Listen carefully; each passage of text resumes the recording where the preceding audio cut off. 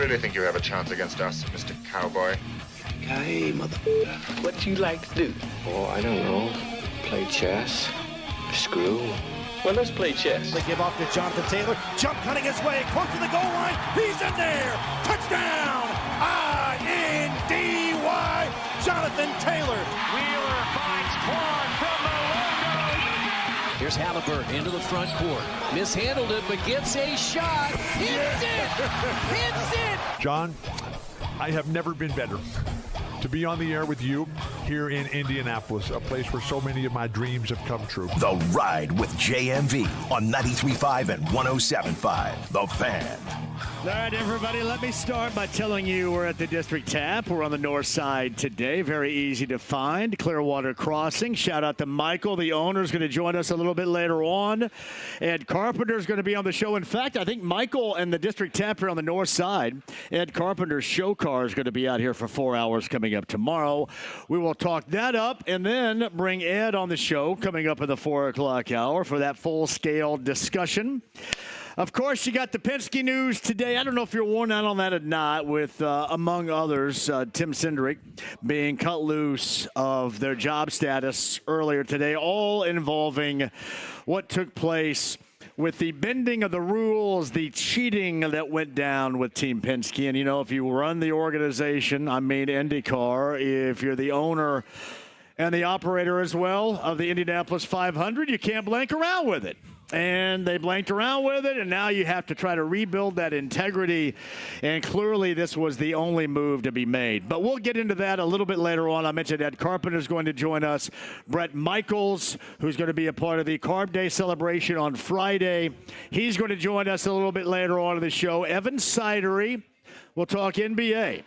Got it going last night with the Western Conference Finals. OKC, brilliant in the second half. And Gilgeous-Alexander got to the free throw line every time he got touched. We'll go over that, I'm sure.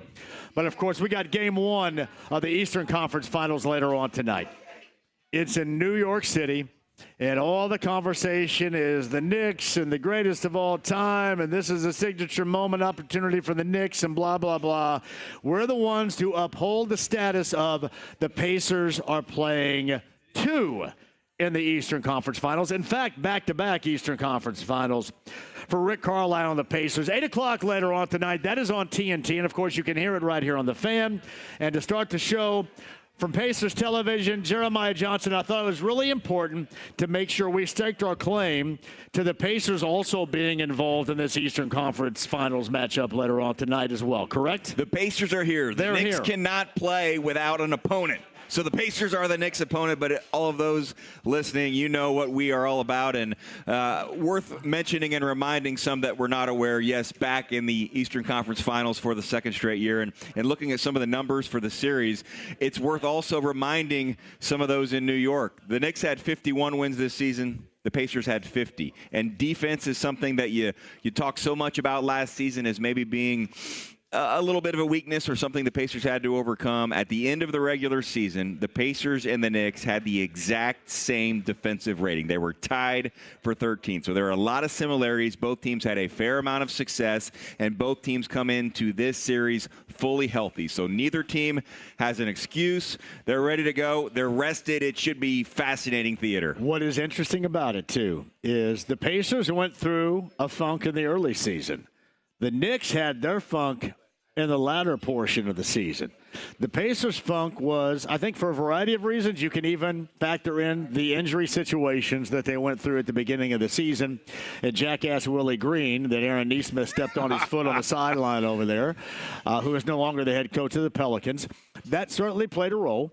But the Knicks went through it later, and you kind of wonder if you don't get a little bit worn down, right? And as much as people want to wonder about, well, if the Cavaliers had been at full strength the entire time, you can also wonder, well, what happens if the Celtics are at full strength? Is it different?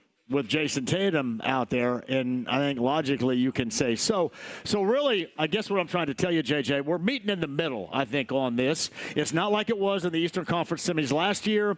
There are new faces, certainly with the Knicks involved, we'll talk about, and just such a mammoth opportunity for the Pacers beginning later on tonight to stake their claim and get back to the NBA Finals for the first time since 2000. That is an absolute legitimate thought and a potential in which they can reach in this series. How many of you listening right now woke up this morning with a little bit of a smile saying the Eastern Conference Finals tip off tonight? It's been a long wait since Tuesday, so 8 days for the Pacers. And I was careful not to say Celtics or Knicks would be the preferred opponent as I was watching the rest of that series. But deep down, what I wanted was this matchup for a number of reasons. Again, tired of hearing all of the offseason stories about beating a team that was not healthy. And if you did that against the Celtics, that's all you would continue to hear is that, oh, well, Jay, you did it without Jason Tatum. But even more than that, I mean, you and I grew up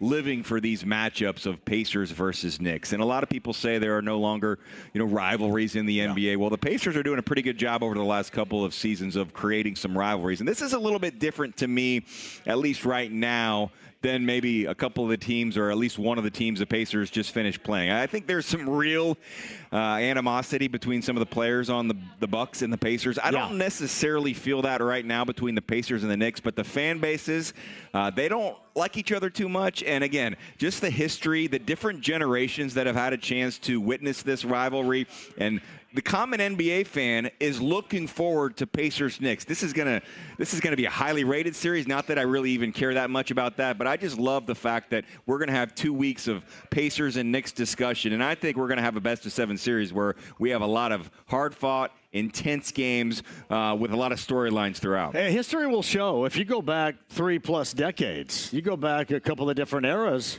the Pacers and the Knicks. The only thing that I think would be in the NBA, you could argue as certainly being a better rivalry, would be the Lakers and the Celtics. Because you look back at the 90s and the Pacers and the Knicks and then that transition, basically it was, an 8+ year window where that's what that was about. And you can make an argument that there have been very few, maybe if any, that rivalry-wise reached that since that point in time when it started in the 1990s. How many NBA matchups have had documentaries made about them? Now Lakers, Celtics, you've seen an extended documentary, but you had the 30 for 30 on that Pacers and Knicks rivalry. And the best part to me is that it's continuing, that you're seeing, kids that are maybe in their teens or their 20s get to experience that, and then it maybe leads them to go back and watch some of those highlights. But you could not tell the story of the Pacers and the Reggie Miller era without also including the adversaries that were the New York Knicks. And, the good part about that rivalry as well, and you think back to Lakers and Celtics, is both teams had a chance to win some. More recently, I think the rivalry for the Pacers was not necessarily against a team, but against a player and LeBron James. But let's be honest, LeBron James in the playoffs always had the upper hand. The 3 times against the Heat, and then I think 2 different times against the Cavaliers. So that rivalry was individual against franchise, and the Pacers were never able to get the upper hand. Maybe one day they'll have a chance to face him again in the finals, but this has been one where the Knicks have had success, the Pacers have had success. We'll see what happens this time. That's Jeremiah Johnson of Pacers TV. Again, we're live on the north side at Clearwater Crossing, the district tap. We are looking for you today. I know our guy Michael, the owner, is going to join us a little bit later on. I know Ed Carpenter, show car, is going to be here for 4 hours coming up tomorrow. We got a lot more for you. We do have parade tickets to give away. Now, there are some people that were thinking we have some other stuff to give away. I don't think we have other stuff to give away right now, but we do have parade tickets to give away. We'll get back to that coming up in a minute. And we'll get to the story of the day, which is obviously Penske firing Tim Cindric and a couple of others, longtime members of his organization, in the wake of what was a cheating scandal. That coming up in a bit. Bret Michaels coming up in a bit. Evan Sidery, more about the NBA coming up. But while we have JJ here, the landscape has changed since the last time these two teams met in the Eastern Conference semifinals a year ago. And I mean the landscape for a couple of reasons. One is the Knicks. They have new faces. Karl Anthony Towns, Mikal Bridges in. You had Hartenstein, DiVincenzo, who are so good for them in the postseason a year ago. They are now out. But also what is changing is the landscape in the Eastern Conference. And you mentioned LeBron James, always a roadblock when the Pacers have been good recently, most recently. Michael Jordan was a roadblock going back in the 1990s. We know that to be true. But you have Giannis, who we don't know where he's going to end up with the Bucks. No Lillard for basically the entirety of the season. Transitional year upcoming for the Bucks. Transitional year with no Jason Tatum upcoming for the Celtics. So the East is wide-ass open right now. And you can take advantage of it now. You can take advantage of it next year. But it is a good position for the Pacers to be in. And that's what that comes down to, I think, beginning later on tonight in game number 1, is who's going to be able to, over the course of this series, take advantage of an opportunity, JJ, that rarely has come around when the Pacers have been good in the past. The window is open, and the thing I love about the NBA right now in 2025 is this Final Four. You think in this market, you often look forward to March, and you look forward to Final Four weekend, and you really look forward to those Final Fours where you feel like any of the 4 teams has an opportunity, and that's the way I feel about the NBA right now. Any of the matchups I could envision. Even after what you saw last night with Oklahoma City and Minnesota, I will not be counting the Timberwolves out. I would say of the 4 teams left, maybe Oklahoma City is the favorite, but they've never been there and done that, and they are still a young team. So I feel like it's one of these situations where anybody that has a team still alive, you can actually think about what it would be like to hoist the Larry O'Brien trophy, to have a parade. And for the Pacers to be in this position, I was real impressed with a number of different players, whether you go back to Media Day or different times during the regular season, where they mentioned wanting to win a championship. And the, the neutral observer would say it's a little ahead of schedule this season. I think when the year even started, if you would have had Chad Buchanan on, I'm not sure he would have said that this is the year they targeted to make that championship run. But now that the window is open, take advantage of it, because you're not guaranteed next season or the season after that. You have a real opportunity right now, and that's what makes this, so enjoyable. So it's a great time right now to be a Pacers fan. But you do know moving forward, there is also a real opportunity in the future. I mentioned, too, the change in landscape, not just with the opportunity in mind, but also with the Knicks. Mikal Bridges in, Karl Anthony Towns in right now to go with Brunson, who is clutch down the stretch, as we know. We know his hand injury late in the series a year ago. We know what the Pacers did to them in Game 7. We know the cheerleading effect that ESPN had leading into that Game 7. We know how that angle's all going to be covered. I guess we're fortunate this is on TNT. But I want to get to Karl Anthony Towns. I think, to me, he's going to be the most important player for the Knicks in this series, because he has had some dominant moments this season, regular season-wise, against the Pacers. So let's start right there with that new face and what you expect to see from the Pacers in defending him, and maybe even more importantly sometimes, JJ, how you attack his ass, because that's a dude you make work. You make him work, you make him run, you make him get out and have to keep up with folks. That's been an edge for the Pacers all year. I think that's going to continue to need to be an edge in this series beginning tonight. I mentioned the Knicks' defensive numbers, and you mentioned in your open about Tom Thibodeau, and even Jake did, I think, towards the end of his show. This is not as strong of a defensive team for the Knicks, and Karl Anthony Towns is one of those reasons. He is definitely one of those guys that you could say is a two-way player, but maybe 70-30 of his strengths, offense compared to defense. So you absolutely go into this series, I think, feeling you have the opportunity to have success offensively, but you have to be on your toes. And I've seen Karl Anthony Towns in games against the Pacers for a number of years have heat check type moments where, a lot of people made fun of him a couple of years ago when he said he's the best shooting big man in NBA history, but in some specific games, he's looked like that to me. Right. He's had success against the Pacers. So what do you need to do? You got to rough him up. You can't let him have these open, uncontested shots anywhere on the floor, because if he doesn't have a hand in his face, maybe a shot to the midsection at some point in time, he's going to get those shots. And if he gets in a rhythm, he can be dangerous, and he can take some of the pressure off of Jalen Brunson. That's the big difference offensively, is he can help Jalen Brunson and not make him have to do everything like he is capable of, like he had to try to do in that series last year. What Towns does is he makes OG Anunoby almost an afterthought offensively. Yeah. He kind of hides over there in the corner, and that's a little concerning to me, but I still think you have to be careful, and he is a big X factor. But the other end of the floor, you run him. I mean, he doesn't get up and down the court very quickly, much like a lot of the Knicks do not. So run him and also attack him. Maybe you get him in a little bit of foul trouble. I'm really interested to see some of the matchups individually, who guards who, and how do they who change. gets Towns? Because historically speaking, it's been Miles. Right. Now, I know Miles, I think, missed a game during the regular season against the Knicks, did he not? But, I mean, is this kind of a Nesmith thing?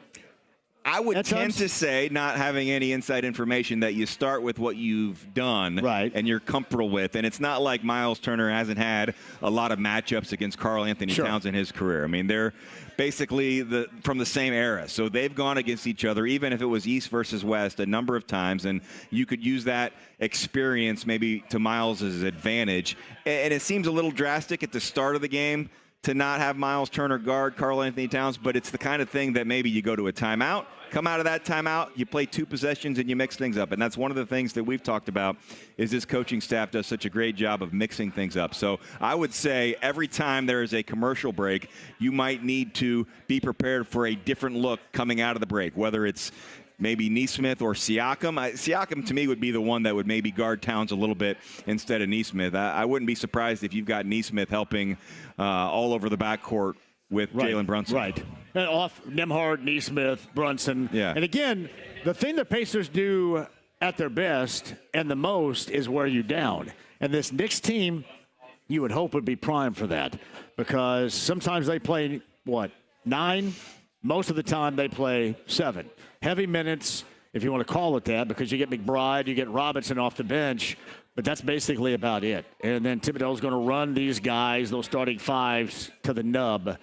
That's been the issue for other teams against the Pacers, especially in the 2 series prior to.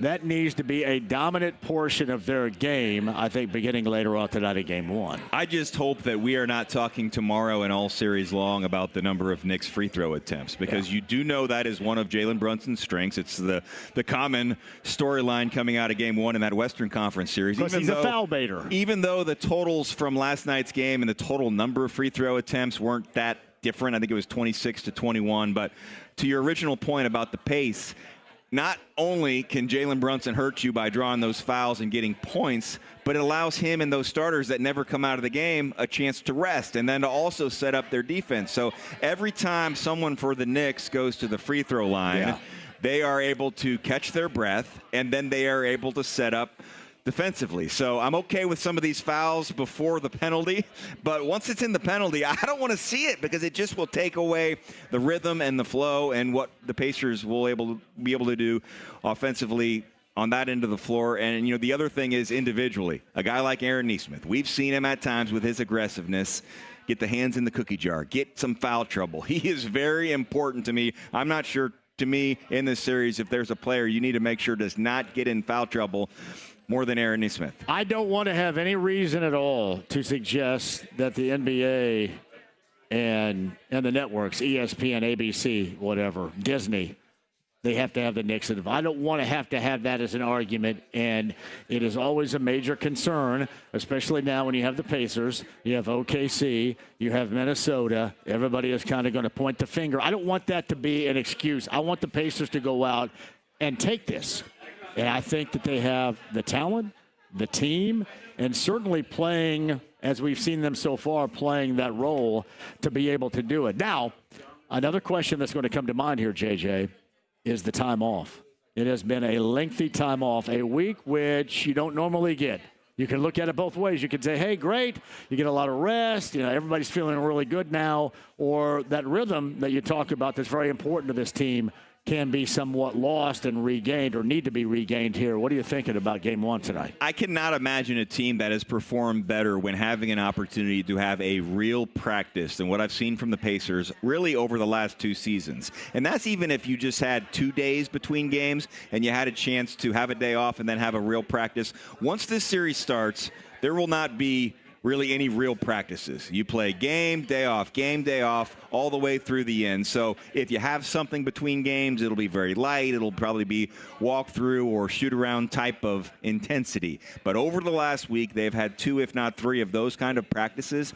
And think back to the Emirates NBA Cup time off, the All-Star break, the Paris break, then before the Bucks series, and then again before the Cavs series. That's 5 different circumstances this season alone where you had at least 3 days off. You had at least 1, 2, maybe 3 intense practices, and none of those times did they come back and show any rust. So I don't expect that to be a factor in either way. In fact, the Knicks probably they got a little bit of a break, too. I mean, they last played on Friday, so they're probably happy that they had 3 or 4 days, although I am guessing they did not have as many intense practices, although, Tibbs is old school. Maybe they played Friday, probably took Saturday off. Sunday or Monday, I bet he put them through the paces just to make sure they didn't lose anything. But I just don't see rust as being a big concern with this team, especially knowing what they did over the last week. Josh Hart, get Halliburton defensively?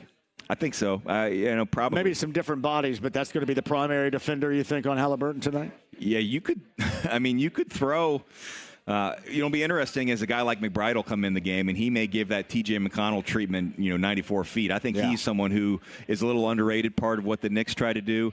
Hart obviously is going to be face guarding Tyrese Halliburton at times, but I think we've seen at different times when teams have gone that route, the coaching staff has done a good job, maybe a double screen. They're screening at midcourt to get Tyrese Halliburton loose. Will they do it kind of like what we saw Strus do, pick him up basically at the end line?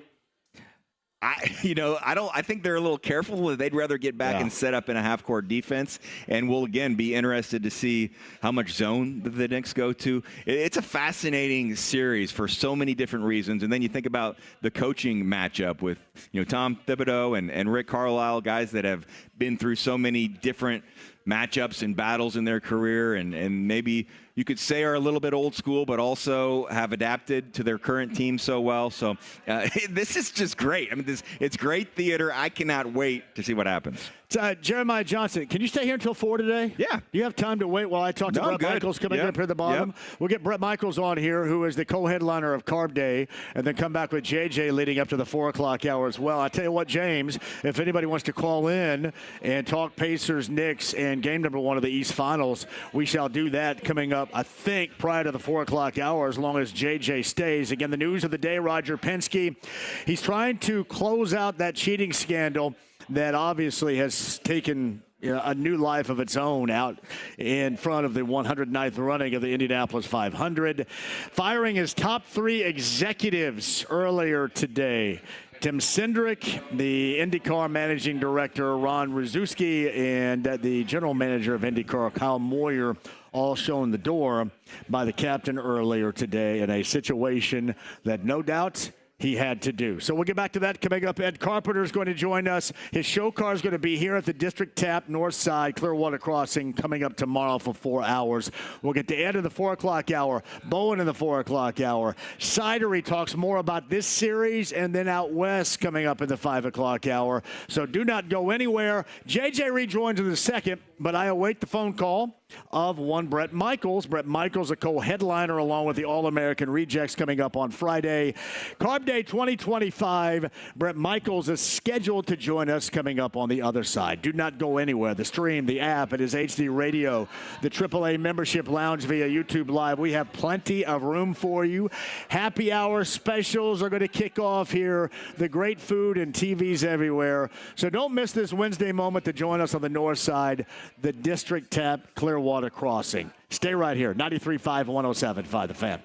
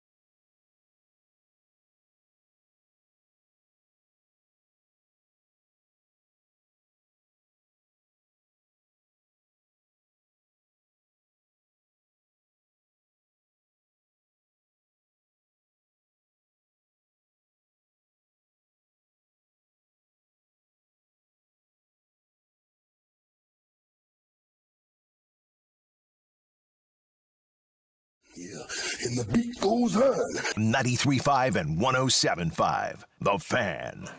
The District Tap on the north side, Ed Carpenter show car here tomorrow. Ed Carpenter on the show later on. Bowen later on. Yes, 5 o'clock hour, Evan Sidery is going to be here. And Jeremiah Johnson of Pacers TV rejoins coming up in a minute. Meantime, by the way, we do have a pair of Carb Day tickets to give away here as well, from what I've heard as well. So join us. Clearwater Crossing North Side. We're at the District Tap, but on the Andy Moore Automotive Group hotline, getting set for what is going to be an incredible day coming up on Friday. Carb Day 2025, along with the All-American Rejects. You know him really well. He's been on this show a number of times. Just an incredible dude. Bret Michaels joins us on the Andy Moore Automotive Group hotline. Hey, Bret, thank you very much for the time. How are you? I am doing awesome, my friend. How are you doing? I could not be better because we're only a couple of days away from what is going to be the most awesome party we have had around here in the calendar year with you and the All-American Rejects 2025 Carb Day. Are you jacked? Beyond. You have no idea what's about to happen. So let me give you my history as not just as a race fan, but as a musician, playing there years ago with Poison, all-time attendance breaking record. Then we threw a party. It was unbelievable. But I, as a son of a veteran, right, honored all of our veterans, our frontline workers, first responders, brought them on stage during a song. Everyone went crazy. And this is, I want to say this is nothing but a good time. All killer hits, Poison hits, no filler, All-American Rejects. Just, I'm going to say it straight up. They kill it on stage. They sound great. And then they're going to come up and join us at the end of the night. We're going to make it a mega collab and a celebration of the drivers and the fans. Yeah, he is Bret Michaels, a part of Carb Day 2025, which is going to be outstanding coming up on Friday with the All-American Rejects. And Bret is on the Andy Moore Automotive Group hotline. We conversed back on this show in February. I don't think I asked you this. How quickly did you say yes when you were asked to be a part of this event? Well, let me put it this way. They were starting to discuss it, and I just added the Y instantly. I never had to add the E and S that follow. I just go, yes, please.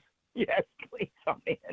I'm in. I've been pushing for this, and I know every year there's such a great bands and diversity of music, and Carb Day is such a big thing. But the indie is such a – you got to say, I mean, it is a international sensation. It's an international celebration day that goes far beyond just racing, and we're just going to bring the music to it, kick it off. One of my very best friends, who I do a lot with Fox Sports, is Bill, is running the show.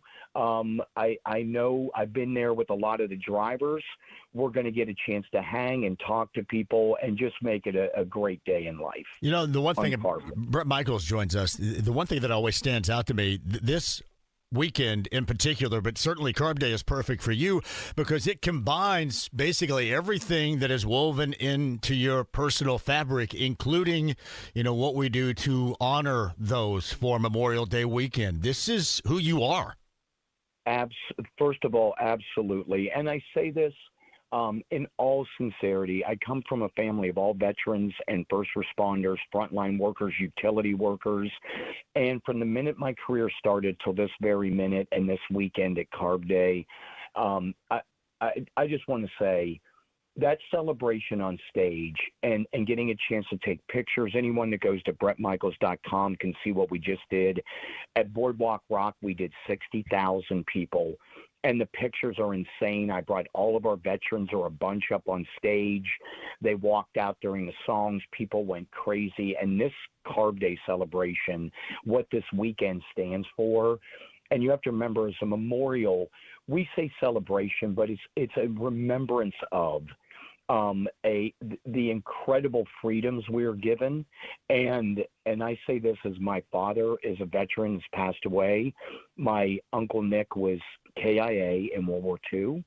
My cousin Bobby will be with us and a race fan, a Vietnam veteran, 2 Purple Hearts. My sister's at Offutt Air Force Base. So this is the real deal for me. It's Bret Michaels, Carb Day 2025 coming up on Friday. IMS.com to make sure you're a part of this event and you have your tickets. Now, are you staying for the entirety of the weekend or just for the show itself, Bret? So here's the thing. That was originally the plan. Yeah. On this weekend, there was two private events that had been booked before this was booked. They're unmovable, and I love it. I'm a grateful musician. I'm grateful to get to do what I love. Sure. But I would not do that to anybody. So unfortunately, I'm going to enjoy every second of Carb Day, and then we're out Saturday for a private event, and Sunday we're all the way down in Florida for another private event based around the races and all the sports for the weekend. Because I was going to say, I've got an RV in the Coke lot that's just begging, and I got the all-request JMV takeover on Saturday night where you've done this before, we've talked about this, where I play live requested music, like a live heartbeat and a voice on the air taking people's calls and requested music for 6 hours from the legendary Coke lot outside of IMS. And I thought, man, if you're here, you have to be a part of it. Oh, I would be there. Don't think for a second. And again, having other engagements, I wouldn't back out on anybody unless something drastic happened. But I assure you this, I'm going to be one of the people calling in. I'm going to make a big request, and we're going to make a party out of it. Yes. And that's what this weekend is. When I say this, the racing is what it's all about, but they have caused such a celebration with this event and the amount of great people. I'm hearing rumors that, and I say this all truthfully, right? Are you ready? Yep. I'm hearing rumors. There's some great drummers amongst the drivers with Will Power and Colton. I'm just hearing, I know they're busy. Yeah. They have big things to do. But I was trying to challenge them to a drum off. I said, I'll get the old guitar and harmonica, and we'll just go at it. And we'll see what happens. We're going to wing it. Well, you're right. Both of those guys are accomplished drummers for drivers, right? They are, really. But let's cover their back. So I have their back for race fans. They got some big they got some big doings going on. We don't want anyone injured before the big race. Well, that's all. And I'm known to have a good party. We don't want them injured before they race. I tell you, and for somebody, I have such a great deal of admiration for you because you're a lover of radio. You're a lover of what we're doing right now, and you also bring up something that is close to everybody around here, Bret. 350,000 people will be at that race on Sunday, and it's like a huge family reunion. It is legendary for just being a gathering year after year after year. Seriously, it's like a huge family reunion with you and 350,000 of your family members or friends, and there is zero like it anywhere else but right here in Indy. And can I say something first of all? Yep. It's what we have laughed about, you and me, before. It's like with my Mardi Gras, the touring. Let me say this: it's like a family reunion with a barbecue, a lot of crazy karaoke, and a concert just happened to break out. So with this event, it's like a family reunion, a barbecue, a celebration, and a race broke out. Yeah, it is. It is incredible, and some of the best drama as you'll ever see too in sport and motorsport. Bret Michaels, All-American Rejects coming up on Friday. That is Carb Day.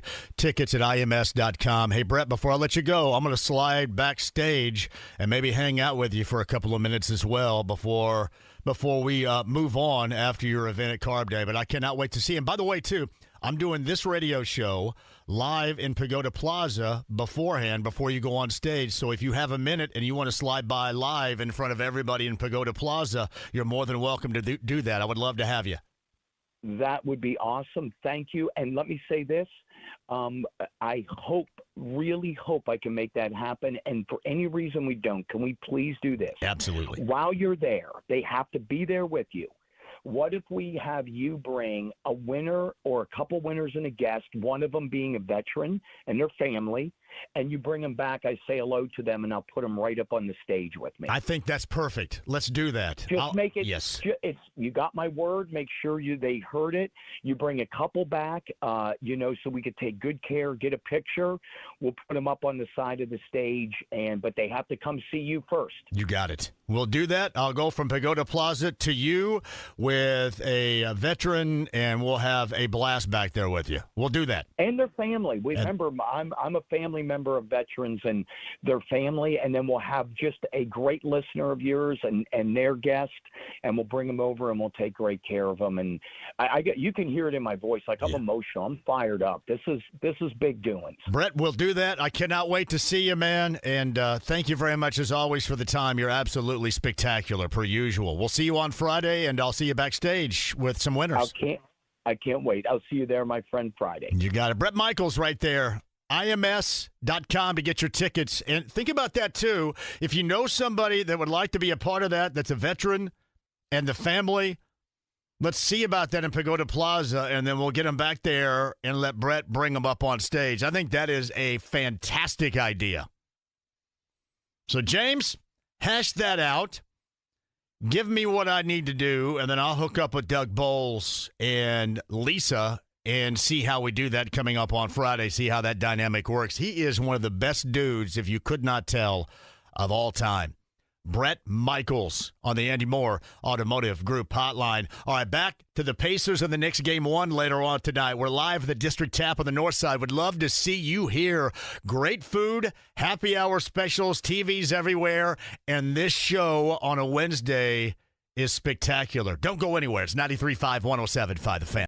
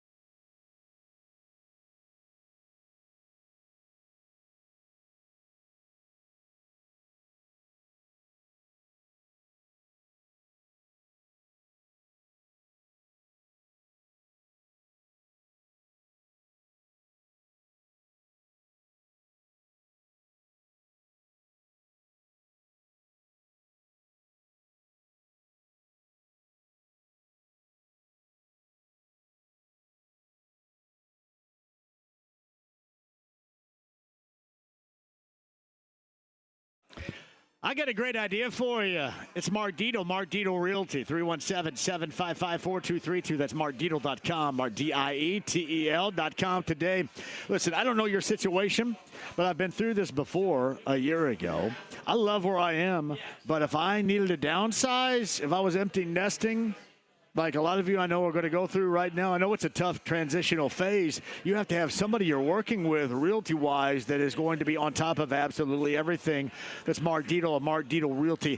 And, in fact, not even so much downsizing, but let's just say, for example, you're growing the family. You need more space, more property. Let the expert in the room help you out. It's Mark Dietel Realty, the only real estate expert I trust and recommend with the sale of my home. Mark Dietel guarantees your home sold at a mutually agreed upon price and deadline, or he will buy it. Pick your move date.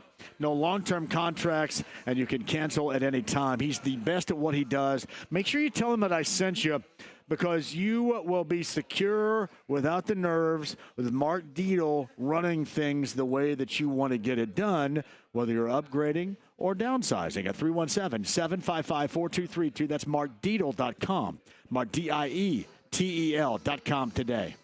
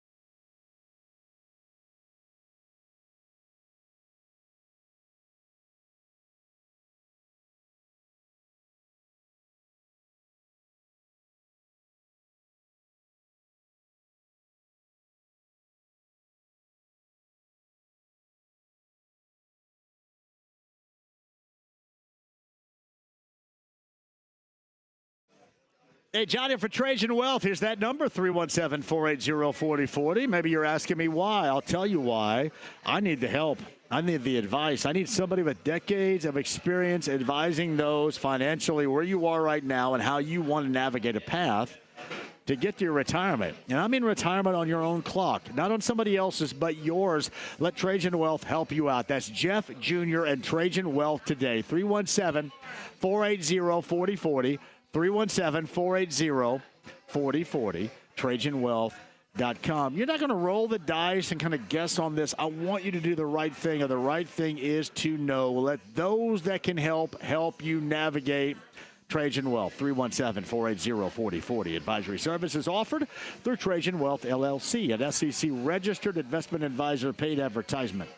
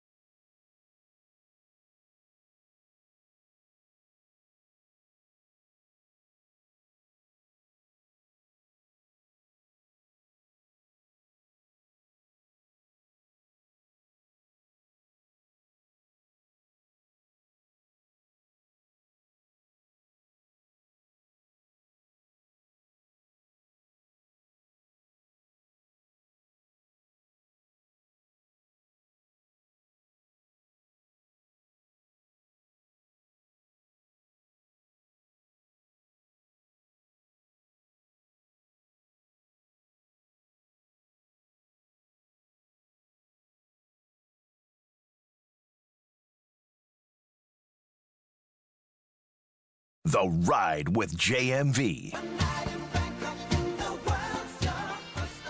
93.5 and 107.5. The Fan. Man, how cool is Bret Michaels?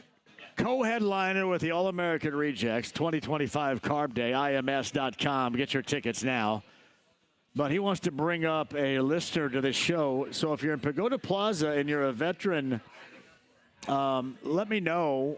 We'll see. I don't know how it's going to work, but we'll figure something out. At least one of you is going to get a chance to go backstage with Bret. I'm probably going to end up having to tell Doug Bowles this and Elisa, his awesome assistant, at some point. But Bret has been on the show maybe 5 times, and he never fails to impress how cool the dude is. It's going to be a great time coming up on Friday again. That is IMS.com to get those tickets. We actually have a pair of tickets at the District Tap on the north side to give away for Carb Day coming up on Friday. Bret Michaels, the podcast, 1075thefan.com.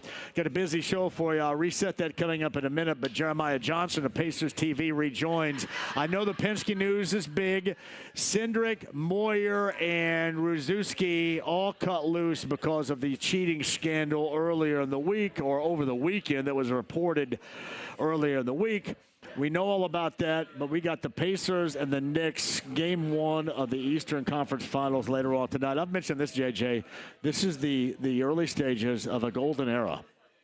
between the Pacers and the Fever. I know the Fever lost last night, but you talk about having a golden goose with these two teams right now and being able to really parlay that into a golden era with both, with Pacers Sports Entertainment. That is where we reside presently. You send an appropriate message about the fact that local, we care about the Pacers, and you know more about this team in this venue than those that are in California or New York. But one of the things that I like about this opportunity that is in front of the Pacers right now is it gives a chance for tonight. There's one NBA game. Everyone is going to be watching Pacers-Knicks. And we know a lot of Pacers fans today fell in love with this franchise and this organization because of those matchups against the Knicks and that Reggie Miller era of the late 90s into the early 2000s. So what you're able to do right now with the spotlight shining on you is expose Pacers basketball to people all over the country. And let's be honest, all over the world.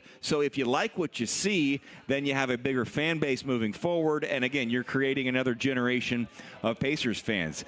The Indiana Fever are already a national team. Yeah. I mean, they play a game, and it doesn't matter what happens, and it's the number 2 or 3 story on ESPN. So to your point, you are already in this situation where all eyes are on the Indiana Fever on the WNBA side of things. And if you can get the Pacers to be top of mind on the NBA side of things, you've hit the nail on the head. What could be better right now in this golden era that we are really just starting? I mean, it's crazy to me from a Pacers perspective to think of how fast this has happened. It was not that long ago that Tyrese Halliburton was going to the draft lottery trying to issue the team a little bit of good luck. And when you got to the playoffs last year, remember, that was 12 months ago. Yeah. And all you wanted was just to get in the real playoffs. I remember going into the last day of the regular season having a little bit of concern if things fell poorly, you could have been in that play-in tournament. It's like, oh, that would be such a worst-case scenario if you made the play-in tournament. And then what? You never know what happens. They got the 6th seed, but what they did last season was so important because it gave them this playoff experience. You could say it allows them to skip a couple of steps in the rebuild, and it allowed them now to be in position to take advantage of these opportunities against the Bucks and against the Cavs, and now to be back in the Eastern Conference Finals for a second consecutive season. You talk about the Paul George era a lot because that was impressive. That was back-to-back Eastern Conference Finals. Now who knows what can happen in the Tyrese Halliburton era. Let me tell you about this team, and I say it all the time. This is why I was an advocate before anybody else to run it back. That's why I'm glad that both Kevin Pritchard and Chad Buchanan, friend of the show, listened to me because my advice was pure. I said, run this blankety-blank. Is today's bar tab on them? They're thanking you. They should. Chad Buchanan should. I mean, I know he's in NYC right now, but, man, I told him the other day when he was on, I said, do you ever thank your lucky stars that you have my big basketball brain to lean on all the time? I don't know what they would do without tuning you in to get that advice. What they tried to do to Miles and Jack Aramedy. I know the whole situation with DeAndre Ayton, but it's funny how this has all worked out. And, JJ, this basketball team is what people in Indiana, you're born. I've said this before. You slide right out of the birth canal. And the first thing anybody tells you about basketball is it's a team sport and team this and team that. It is preached. And all the time in the past, people always bring up, well, you know, the NBA, it's not team, it's all about a star. There is no greater example of team basketball anywhere, high school, college, NBA, than this Pacer team. So this should be as embraceable as any team that we have ever seen around here. Because of that aspect alone, just to what we're taught, the grassroots level of basketball and how it's taught around here, that's how this Pacer team plays. That's how they succeed. The NBA has not always tracked different things like miles per hour and number of passes, but they've done so recently, and it's been fascinating to look at some of those numbers and how many more passes per game the Pacers have than any other team in the NBA. And their assists per game, over 30. And during the playoffs, a lot of times that number goes down because the game slows down. Everyone says it's more isolation game. But what's funny is the Pacers in the playoffs are able to play regular season style, and it's that unselfishness, it's that team basketball. I was listening to a good Yahoo Sports podcast last week. Tom Haberstroh and I think Dan Devine were on. And for about 5 minutes, Tom called the Pacers the Indiana Passers. and he just kind of went with it. Sure. And it was on purpose. He wasn't making a mistake. He's calling them the Indiana Passers because they are the best passing team in the NBA, and they pass, to your point, like a well-oiled machine at the college level or the high school level. And you go back to Rick Carlisle when he took this job for a second time, he talked a lot about wanting to be a team that fans in this state could be proud of. And, one thing I don't hear as much anymore over my time in this position, I've heard a lot of times you'll run into the random Purdue fan or an IU fan. They're like, oh, I like college basketball. And to your point, I hope you've given this team a chance. And if you haven't, there's time moving forward. Watch the way they play because I think you'll fall in love with it. Well, I'm telling you this. Purdue plays similarly, too. I mean, they share the basketball. I mean, they have their guys, much like the Pacers have their guys, too, but they share the basketball. I mean, it gets passed around, and that has always been a staple since I was born and first started to love basketball around here. I mean, you certainly grew up with basketball as well. The team concept has been a staple, and it's been lost in the shuffle of these super teams and these elite-level players. That's not the case with the Pacers. Hey, believe me, Tyrese Halliburton's an elite-level player because it takes an elite-level status to get guys who can't do it for the most part on their own every single offensive possession in position to score and score at this level and be as productive at this level. That is an elite level talent, and that's where it starts with Tyrese Halliburton, JJ, with this team. Yeah, and I remember a couple years ago, the whole goal was he was talking about the need to get to 14 field goal attempts per game. The reason he was concerned about that, or people were concerned for him, is he is so unselfish. He never goes into a game thinking, I've got to score. He is capable, but he would much rather end the game seeing 8 in double figures than he himself with 35 points. When he needs to score, he can. I will be interested to see how he can get his scoring going maybe a little earlier in some of these games, because I do think when he's aggressive, when he's attacking, and he's not deferring so much early, it does help that entire offense. JJ right there, he's going to hang because Kevin Bowen's going to join us on the other side too. Ed Carpenter, bottom of the hour. Evan Sidery, 5 o'clock hour. North Side District Tap location. The owner, Michael, is right over there right now too. He's going to join us a little bit later on as well. I'm just sitting here drinking, talking some sports right here too. Penske, major changes today. That story and more with Game 1, Pacers and Knicks, Eastern Conference Finals later on tonight. Do not go any. I'm going to challenge you not to go anywhere because you don't have the damnedest reason at all to go anywhere. Thank you, Jay, back there. That's Jay on the north side. Really loud at the District Tap on the north side. My brother, 93.5, 107.5 The Fan.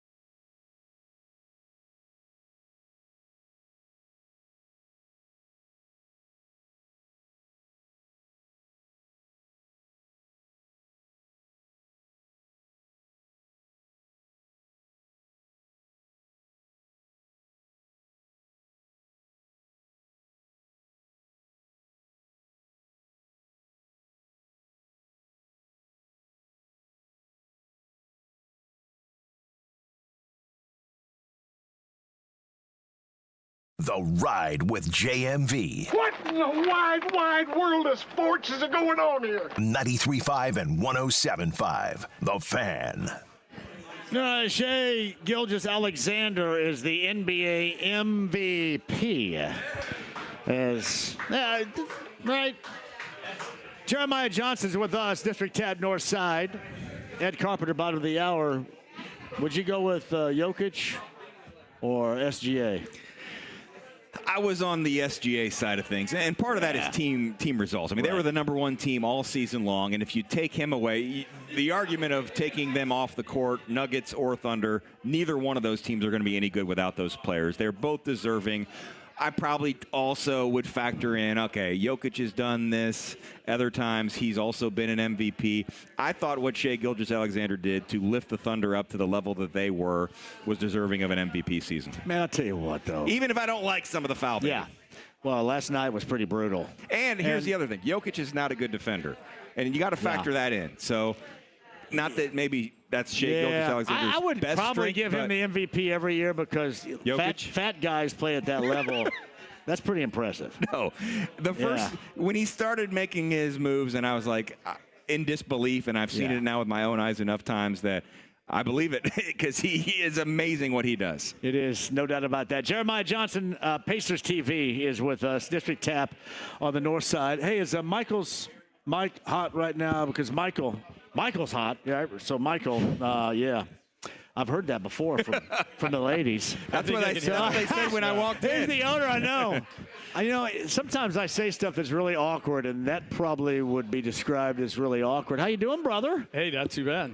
The owner of the District Tap on the north side in downtown Indy. He's got the right wardrobe for today. He does. The proprietor right here. He also said he's going to take care of my. Did you hear him say he's going to take care of my tab? I don't think we negotiated. See, that's the problem. I roll in with a reputation. I thought that's what always happened when you're on location. Well, I mean, now they're kind of looking at. They can't pay you, and then you have to pay back. With my massive weight loss, I think comes with the opportunity to drink. I mean, because you're not ordering the chicken wings or the buffalo man. skins. I just kind of go with the alcohol and roll with it here. I think we're going to be able to create a win-win situation. So. Hey, give us quickly before we get to Kevin Bowen, Michael, your thoughts on you got the Hicks versus Knicks old school T-shirt on. I'll tell you what, it was a lot of fun. I just got back from Las Vegas and I was wearing all of this, and so many Knicks fans bumping into me, kind of hit me up, and I hear Thunder up, and I'm just like, see you all next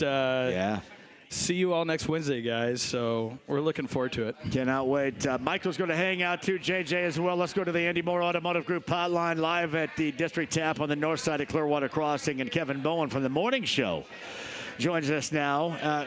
All right, Kev, I want to start here. If there's JJ's with us, Michael is with us as well. You've got me. You know that every Wednesday.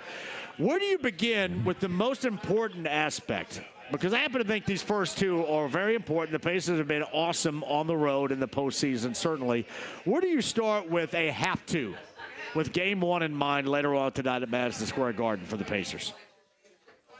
Yeah, probably two areas. Don't let them feast on the glass. That's when they're at their best, I think, when they're just living on that offensive glass. And, theoretically, they're going to be pretty well rested, as will the Pacers for tonight. But I do think that could be an advantage for New York. And then I'll go to Karl Anthony Towns. I think he's really owned the Pacers throughout his career. Obviously had some big games against Indiana earlier this season. So just him individually. Obviously, you didn't see him last year. He's got some firepower at a position you usually maybe don't think of it like that. So, yeah, two areas where, again, I'm pretty confident the Pacers in this series, but two areas that do give me a little bit of pause would be the glass and then Anthony Towns' ability to just score.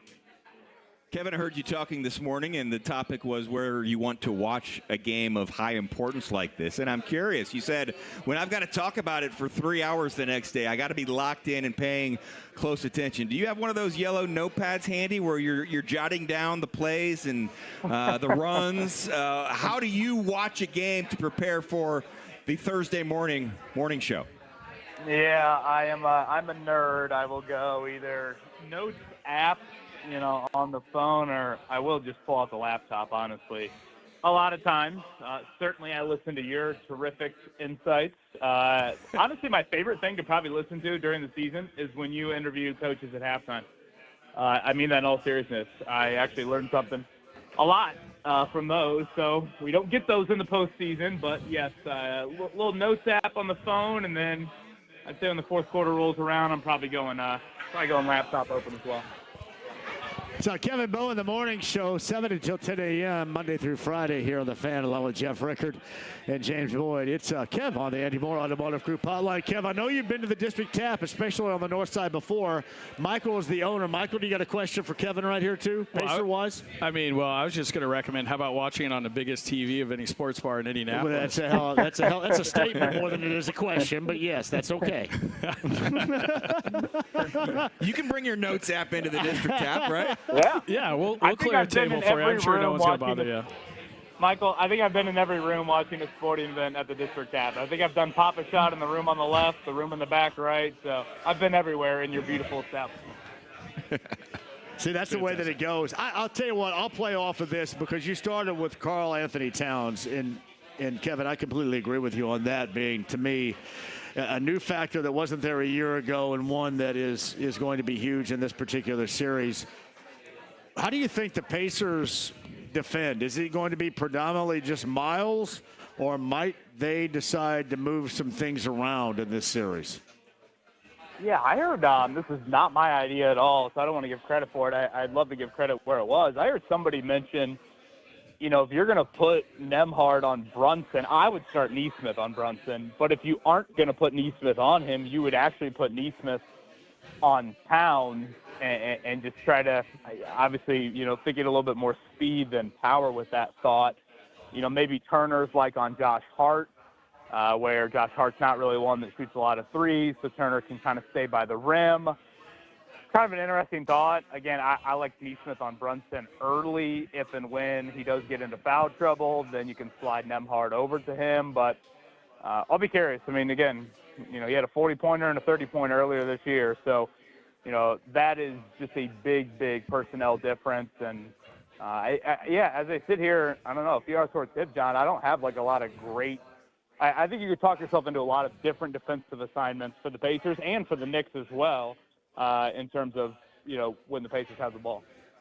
Yeah, that's a good idea. I think that it will start with what maybe a guy like Miles Turner is used to. You start out guarding Karl Anthony Towns. You feel the game out a little bit. You know that Towns is capable, but I don't view the Miles Turner matchup as a mismatch. You just think that at times Towns has had just really good performances, and then you make your adjustments. I think Nesmith on Towns is interesting because I think he could guard him without getting in foul trouble. I'm concerned if you start the game with Nesmith on Brunson that he gets a couple of early fouls and it just takes him out of what he does. So I think that maybe the series will start with the similar matchups that you would maybe expect, maybe the traditional matchups, and then you make the adjustments as you go, knowing it's a best-of-7 series. You're going to see changes. You're going to see different things as things go along. But you mentioned the other end of the floor. How do you think the Knicks guard Tyrese Halliburton? Well, I'll throw one more at you, JJ. It's not that I think Karl Anthony Towns would torch Miles. I mean, again, I know that he obviously has had some huge point games against the Pacers. It's more of I just don't want Miles roaming the three-point arc as much as Karl Anthony Towns will. I want Miles near the rim, and Wood guarding Josh. And Josh Hart is not. I don't want to act like he can't shoot by any means. But, are there any other matchups? Certainly when Mitchell Robinson gets in the game, that's much different where, if all of a sudden his minutes overlap with Miles, he could be at the rim a whole lot. I would assume it's Mikal Bridges on Tyrese Halliburton. That would be my guess. And, again, that is a different wrinkle from what we saw last year. I would guess Anunoby would be on Siakam, would probably be the other one of note there. And I know Rick brought this up when we had him on Tuesday, and, I know he didn't do a whole lot last night. But losing DiVincenzo, I mean, I kind of forgot how great he was in the series last year. He was, I would say, once Anunoby went down, I'd say easily New York's second-best player. So, that firepower is just not – if you're able to limit Brunson, I don't know where the guard wing, you really need Anunoby or Bridges to get going. And, in regards to Bridges, I think, there's been some questions about him as a scorer throughout the season. So that's where I do think New York maybe has a little bit less there's just so much pressure, I guess, on Brunson to deliver in the scoring department. And if he doesn't, I'll be curious where else they go to try to get to, 100, 110, something like that. Here's Kevin Bowen, the morning show, along with James Boyd and Jeff Rickard, 7 until 10 a.m., Monday through Friday. He's with us via the Andy Moore Automotive Group hotline. The district tap on the north side, Ed Carpenter, bottom of the hour. Bret Michaels a little bit earlier, the podcast at 1075thefan.com. So you mentioned, Kev, that you're pretty confident about this entire situation. Where does that confidence level start? Is it about the way that they've been playing right now, or throughout the postseason, especially on the road? Is it the pace of play compared to the lack of numbers in which the Knicks will throw at them, basically 7 deep, and that's it? And is any of that thought compromised because of the lengthy, this time of year, time off the Pacers have had? Yeah, I would say it's probably rooted in just the Pacers have played really well, and I think New York isn't built to withstand kind of the Pacers' depth, not only within a game of the 48-minute persistent hard play, but again also, what a 7-game series does to a team. I think you saw it with Brunson last year in the series. You saw it with Donovan Mitchell last round. I think, over the course of either a game or especially a series, especially when the games are just every other night, you're going to feel the Pacers, and you can't chase the Pacers. If you're chasing the Pacers, I made this analogy before, it's like chasing Tyreek Hill in the open field. So I'd probably point to that. I'm not worried about the long layoff. I know people have brought that up, and, I look at the Pacers after the All-Star break. I look at the Pacers after Paris. I look at the Pacers during the in-season tournament when they had a break.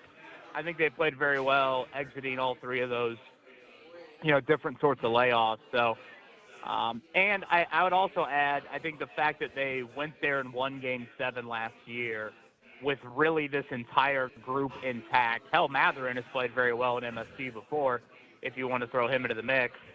I think that aspect to it also makes me feel pretty confident. You mentioned those 3 stretches, and, Kevin, really it's 5, because then also think about before the Bucks series, you had a week off, and you had an extended period of time also off before, at least, time for a couple practices before you played the Cavaliers. So I would agree with you. If the game goes poorly, I don't think that rust will be what you would factor in. To me, it is all about the rebounding. It's how you started your first answer to JMV. I'm concerned a little bit about the fouling situation because it slows the game down. It does allow Brunson to get to the free throw line, but again, the rebounding. And if you have Miles Turner guarding, Josh Hart, and he's not actually guarding him, then he's also not near him to get those blockout opportunities. So again, when a shot goes up, if you're watching tonight, look to where Josh Hart is, and then when Mitchell Robinson comes in the game, where he is, because those two guys do have an ability to really take away what the Pacers do well. Now, and if those guys are crashing, if you can go secure that rebound, then quickly make them pay. So you're looking at second chance points, fast break points as the big numbers, in addition to at least hoping it's even at the free throw line. But rebounding is not a new topic. It's, I interview Rick before every single game, and it's something that we probably, at least one out of every 3 games, I'll bring it up as being a key. And a lot of it depends on the opponent and whether they emphasize offensive rebounds. The Bucks are a team that they were not going to crash. The Knicks are going to crash, and you know where the crash is going to come from. Can you block them out? Can you secure those rebounds? And if you do, then you get off to the races. No, that is a very good point about Hard. And JJ, you were in the same scrum I was with Tyrese Halliburton earlier in the week. I thought it clearly was a point driven home from the coaching staff that Tyrese just brought up on his own how much better and more potent New York is after an offensive rebound. Honestly, it was kind of some nerdy numbers that he threw at us. So if you look at their points per possession, once they secure an offensive rebound, it's pretty astronomical how efficient they are. And, that's not earth-shattering stuff in the sense of, when you think about people that get offensive rebounds, if it's a big guy, you just put it right back up and put it in oftentimes. Or, you got a defense in scramble mode, you can take advantage of that. But, that is really, while the personnel has changed, I don't think that's a New York thing that is, frankly, I think it maybe has gotten better. I know Hartenstein was great at it last year in the series, but, Mitchell Robinson was a game changer in that Boston series. and not because he can't shoot foul shots and, Joe Mazzulla, did the Hacker Robinson. He creates so many extra opportunities for you. So, finding Josh Hart, finding Robinson, Thomas Bryant, when he's in the game, getting those minutes that overlap with, New York's second unit, those are just huge, especially in those road environments. I think the offensive rebound moments, when you can get that at home and they lead to big plays, that can really ignite a crowd as well. I guess I'll throw out a question. What's the quickest way to get Brunson on a ventilator? I want to see this guy just absolutely dying going into the fourth quarter. Don't let him shoot free throws, right? Because if he shoots a free throw, he's taking a break. The head bob and the foul baiting. Hey, Kevin and JJ and Michael, it's funny. Not funny, but there was severe weather going through where I grew up, Greene County. My mom still lives there, right, Kev? This what happened last Friday night or whatever, and everybody was asking me, hey, how's G? How's she doing? We know that my mom's a huge Pacer fan. So I call her, and I said, hey, how's it going down there? Because the weather was awful in Greene County with tornadoes. And I said, how's it going down there? And her first response was, I'm so blanking tired of this blanking Brunson getting all these fouls. It was like rapid-fire F-bombs on Jalen Brunson with the foul baiting stuff. And I said, no, you got tornadoes around you right now. And she goes, I do. I said, yeah. So I think that alone, it was what Michael is playing off of right here, is Kev, a legitimate concern. How often he goes to the free throw line and how much that dictates the tempo, which will take away from what the Pacers want to do getting up and down the floor.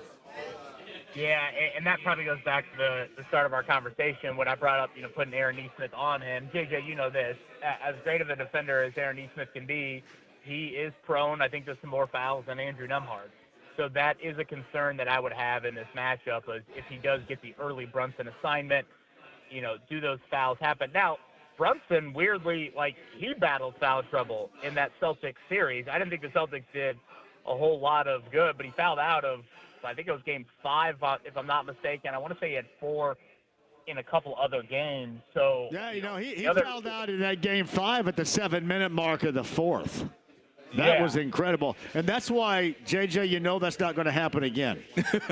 I don't expect anyone to foul out of consequence. No, there is zero way that's going to happen again. One thing I do want to say, and just to think about as you're watching, and I've heard a number of national people talk about, well, Jalen Brunson, he took Andrew Nembhard to the basket. He scored on him at will. Andrew Nembhard cannot guard Jalen Brunson. So many times we think of a player having, an off offensive night and they bounce back offensively. I am guessing over the last week that Andrew Nembhard is a little tired of hearing that he cannot guard Jalen Brunson. Now, I do understand that when he's had a lot of success, he has the advantage in physicality, that he can use his strength and his toughness, and he can really affect maybe a smaller guard, and that maybe Brunson is his equal in terms of stature and physicality.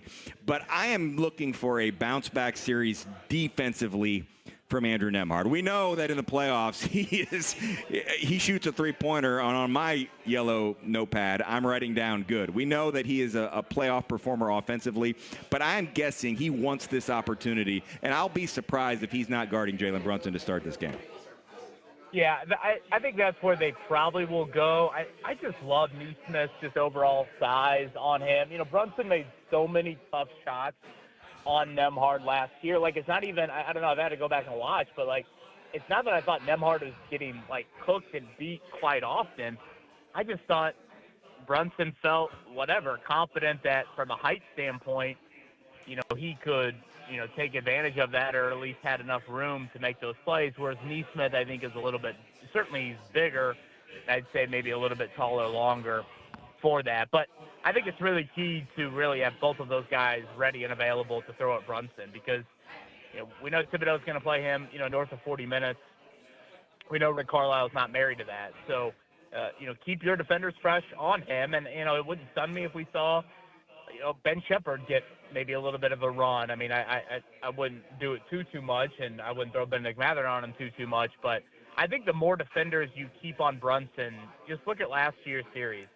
Sure, he had some big games, but a lot of that was early in the series. As the series moved along, I think he felt those tired legs, and I think the Pacers, if they can kind of revolve some defenders on him, rotate that group, I think you'll feel that as well. And as Michael said, make them work on the other end and get that ventilator going.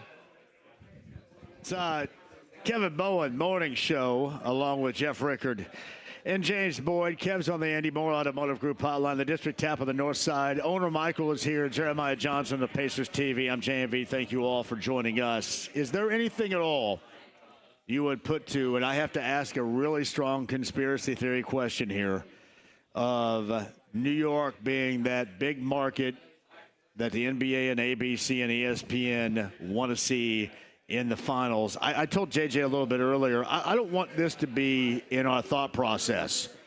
And unfortunately, it probably will be. You ever thought that there's anything to that? Do you think there's anything going into game number one later on tonight to that? No, I don't know. I mean, I'm probably the wrong person to ask. I don't really believe in NBA conspiracy theories. So, yeah, I mean, aren't we 7 different NBA champions? I don't look at these Final Four teams and think outside of New York it's great for the NBA and TV ratings necessarily. So I don't put too much stock into any of that. Yeah, I'm not one that believes in NBA conspiracy theories at all. Well, be prepared because you're going to hear about it. Just be ready. So I know you're prepared for that anyway, but certainly you're going to be ready. Hey, by the way, you're going to Carb Day on Friday. Do you guys drink in the morning? Because I know I sure as hell drink in the afternoon. I believe I have. We've had the beautiful Kevin, ambient. do you eat tuna and cottage cheese in the morning? Because that's what John does in the afternoon. It is.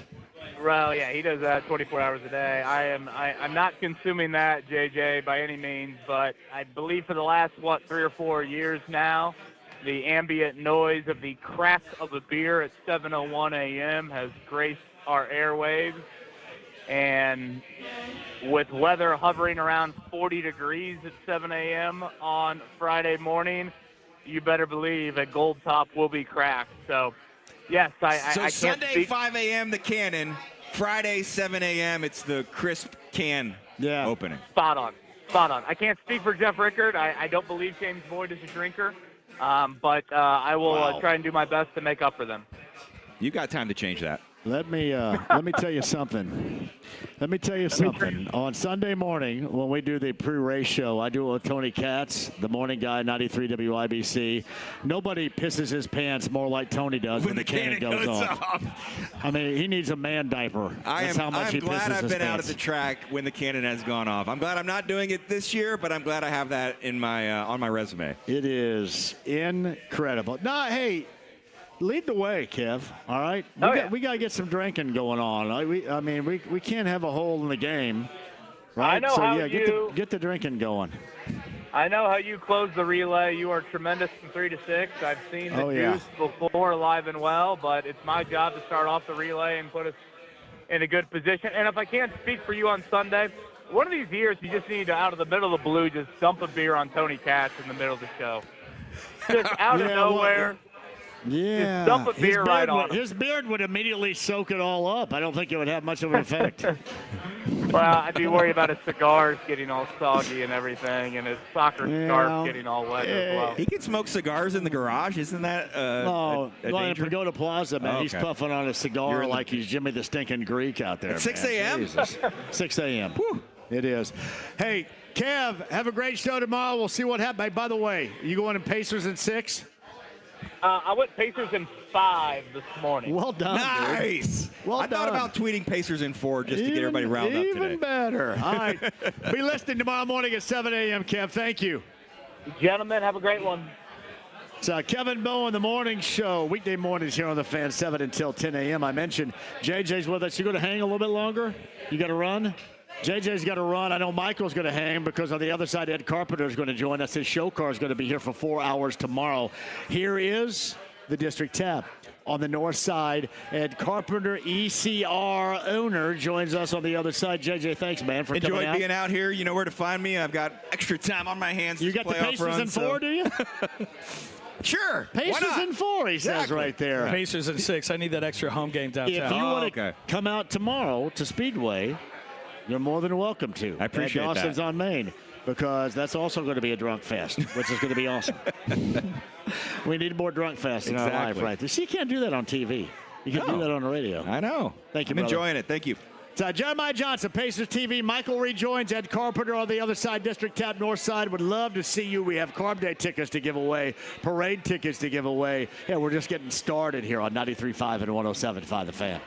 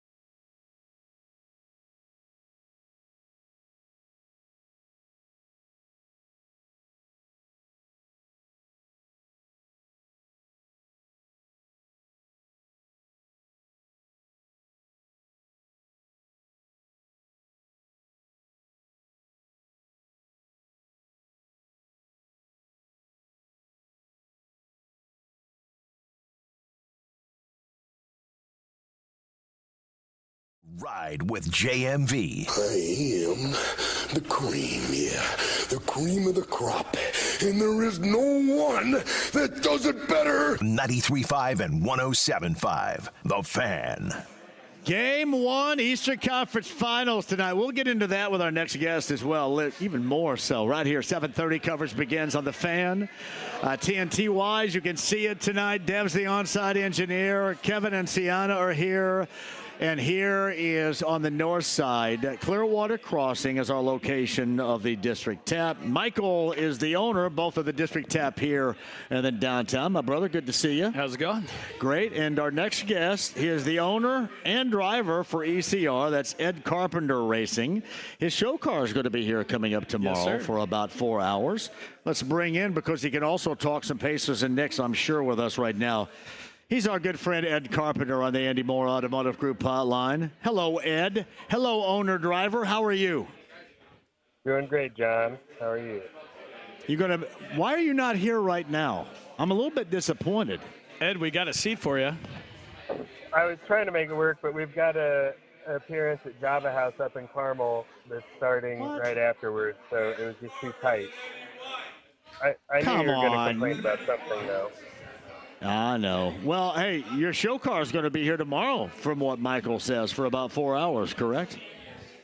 Yeah, we got our wires crossed for a long time.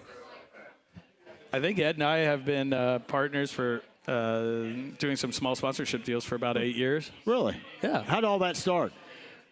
Well, I've known Ed. Michael was neighbors with my cousin.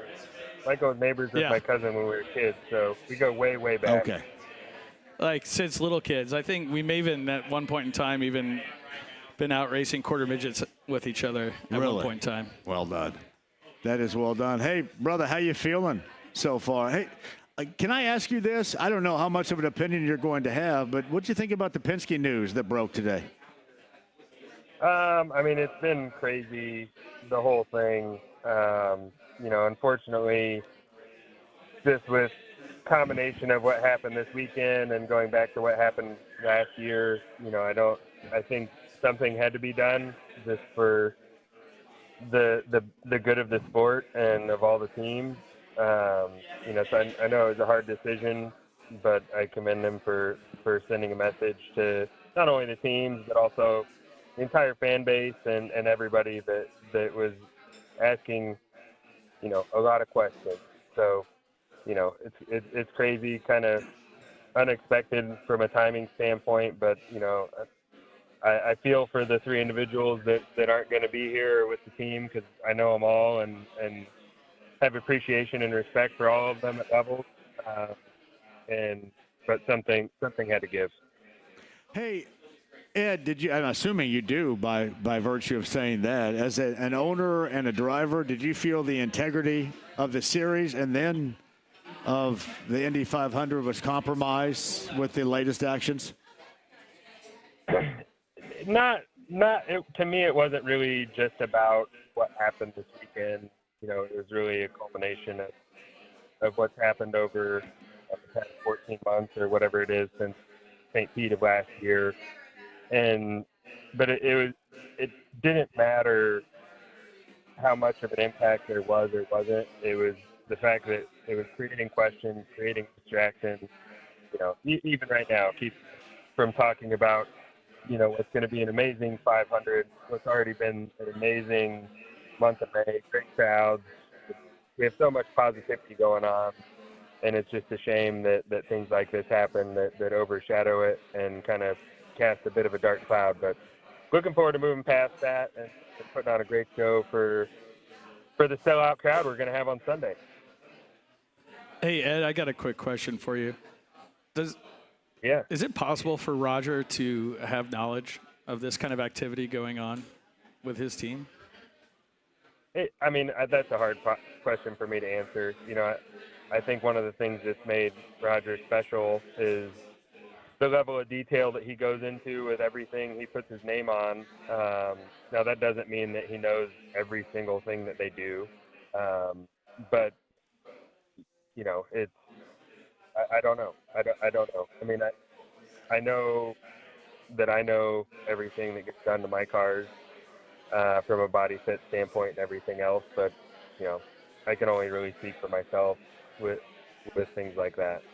So I don't know. Do you know everything's going on within your organization and your team? I believe I do, like, as it relates to the race cars. My life's a lot simpler than Roger's. The race team is the business that I run and operate. I'm there every day, and involved with our staff. So, but it's different. That's my only job. Roger has a lot of different enterprises that he does. So that's where it's really hard for me to know how to answer that question. It's Ed Carpenter, ECR. He's on the Andy Moore Automotive Group hotline. So give me the feeling of your team to this point as we edge closer and closer to the 109th running of the 500, including yourself and your team. How are you feeling about things? I'm feeling really good. We came out of a somewhat disappointing qualifying weekend, but the Thursday practice we just had went really, really well. Really happy with the car. Think we're in a great spot. I think for me personally, I feel better in the car right now than I have the past couple of years with where we ended off with our setup. So I'm ready to go. What's the different feeling then, as far as what you felt, the way you felt the last 2 years? Yeah, I just feel more comfortable in the car. Feel like we've got a better race setup underneath it right now. Just feeling confident. Yeah, it's weird. There's a lot going on this time of year for you as owner and driver as well. Have you been able to compartmentalize that? Think better over the years? I ask drivers all the time, especially the younger ones, Ed, the maturation and the learning that goes on year after year here, day after day here. Is that hold true for you as well?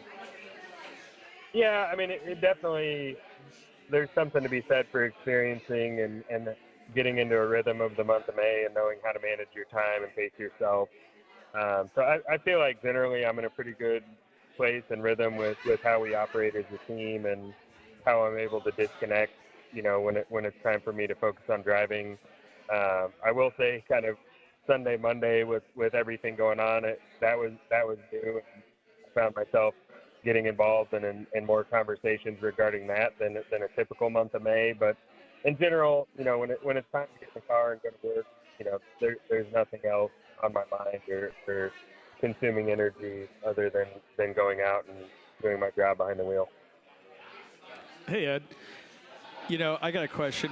Since you're not one of the larger teams, since you don't have the deepest pocketbooks, how was implementing that new hybrid system? And what was that like for your team? Is there benefits to being one of the larger teams with it? How much technical information is there to figure out, to tune in about it? Or is that pretty much is it cookie cutter across the board? I mean, from an installation standpoint, I think it's pretty equal footing. Early on, maybe teams that didn't do as much testing with it while they were developing it, maybe were at a slight disadvantage. But, I think our group of engineers have done a really good job, understanding and maximizing the usage of it. And, it's unlike a lot of things on the car, we don't control much of it, outside of programming and how we use it. But the installation and the parts, we receive them and we install it and make sure it's not getting too hot. So it's not that complicated from a functional, just getting it installed in the car. It's a little more learning and maximizing the usage of it. But I don't feel like we're at a disadvantage. So. What is that impact that it's giving you? What do you experience as a driver when you hit that button? How does the regeneration process, everything, how does that affect the car and where is its greatest use maximized? I mean, you feel it. It definitely more so in race configuration than qualifying. And qualifying, everyone was kind of doing very similar things and doing mostly a slow deploy with the wind direction we had. But in the race, it's a lot easier to regenerate the power. So you're using it every single lap. So that's the single biggest difference from years past. Is it's physically just more time spent pushing buttons on the steering wheel on a lap by lap basis. But it's effective in the race. It definitely helps not only defend but also pass cars. And I think those of us that have really worked at it and the timing of it, I think it'll be a separator in the race for sure. Here's Ed Carpenter. His show car is going to be here for 4 hours. And here is the district tap on the north side. Ed of ECR, the owner, the driver. He's on the Andy Moore Automotive Group hotline. Michaels, the owner, is the district tap. Both locations downtown and here at Clearwater Crossing is with us as well. I'll close it out with you right here. I was with McLaughlin on Monday, noted Knicks fan. You are a noted Pacers fan. Is there a bet involved here? And what's your thoughts on the Pacers-Knicks Eastern Conference Finals starting with Game 1 tonight? Yeah, I'm Pacers in 6. And yeah, we're finalizing up a little bit of a friendly wager. Got to finish out the final details of that. But we don't have to get that done, even if it's not before the first game's over, because we got a couple games. But yeah, it should be some fun. Yeah, well, here's what you need to do, man. You need to win this thing, the 109th running on Sunday, and then haul ass downtown and sit courtside and watch game number 3. Let's go. That's what you got to do, brother. You know what I mean? I hope we have that problem. That's what we're working at. But yeah, it'd be an amazing day. It's a great time of year when we've got Racers and Pacers going, so I love it. Hey, come out to the RV and the Coke Lot. I'm in the Coke Lot in a Bronze Fun Time camper all weekend long. And on Saturday night, I'm doing the JMV takeover from the Coke Lot in the RV. You don't need any sleep. Just come out. You're going to be a mess. Oh, man. I'm pretty much a mess anyway, so I don't think it really matters. Yeah, a mess. I haven't been to the Coke Lot since 2000. So I don't know if I'm going to break that streak or not. I've never been there before, and I sure as hell have never done my all-request music show there. So we're breaking new ground. Well, I can't wait to talk to you. I can't wait to talk to you about that when it's all said and done. Yeah, I think I can handle stuff. I feel like I'm capable of handling things, so I think I'll be good. Listen, man, I want to party, man. You're probably You're going to be up a few pounds, that's for sure. Easy.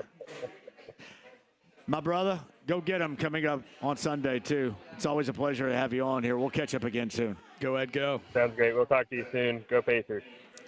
You got that right. Ed Carpenter right there. His show car is going to be here at the District Tap on the north side coming up tomorrow for 4 hours.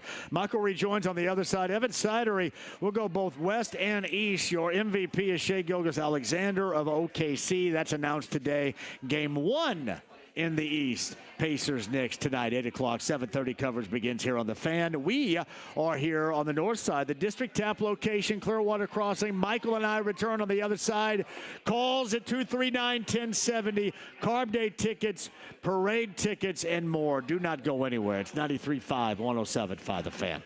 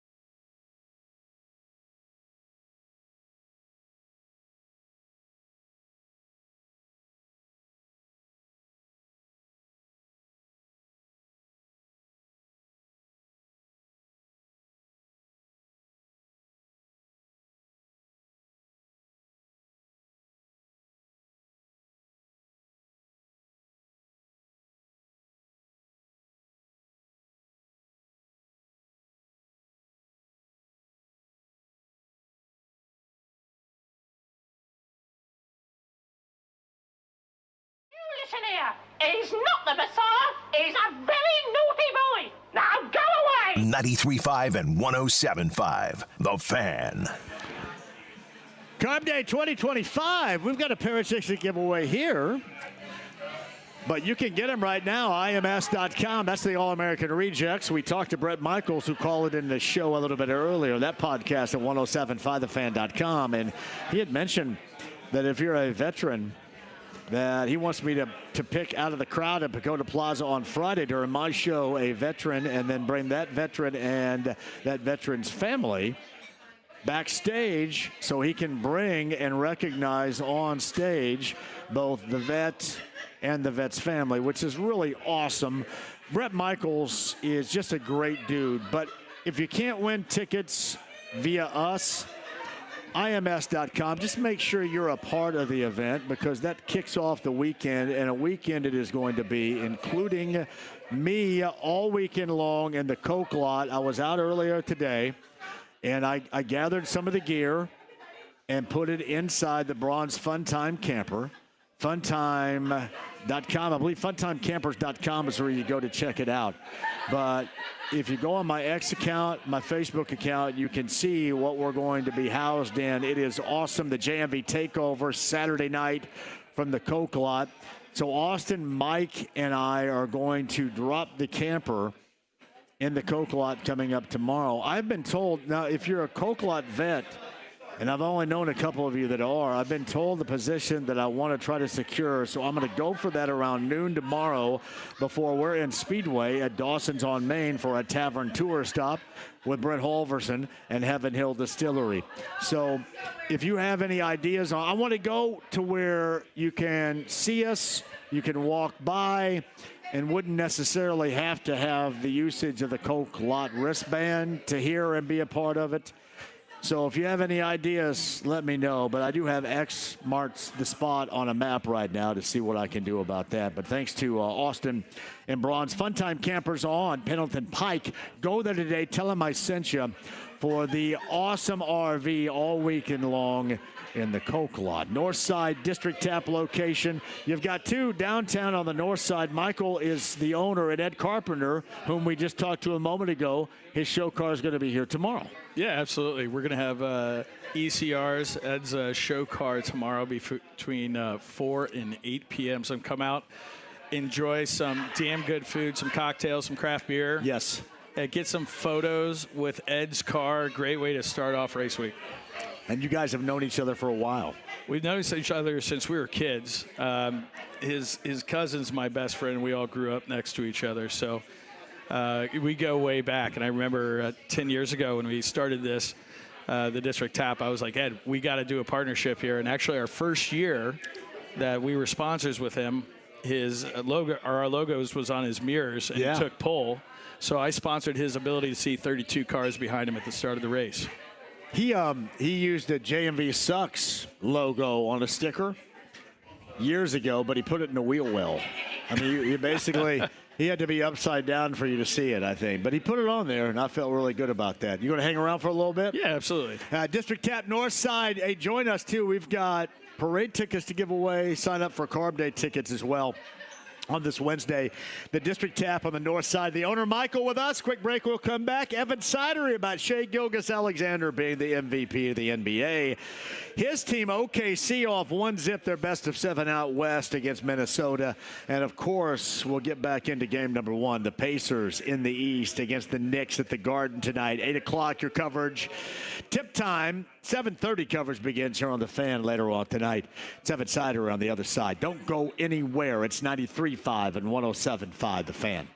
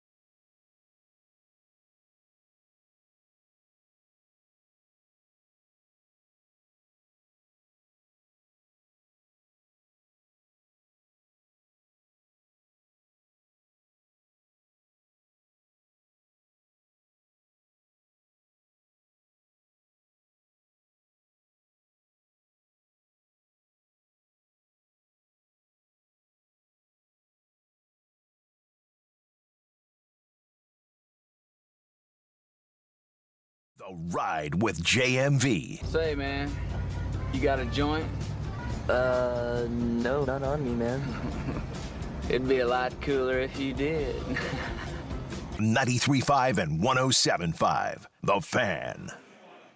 Our location at the District Tap, man. Steve is a great JMV takeover caller over there. I see him. Good to see you, pal. Jay's a great JMV takeover caller as well. So Darnell calls after 11 with super sounds of the 70s.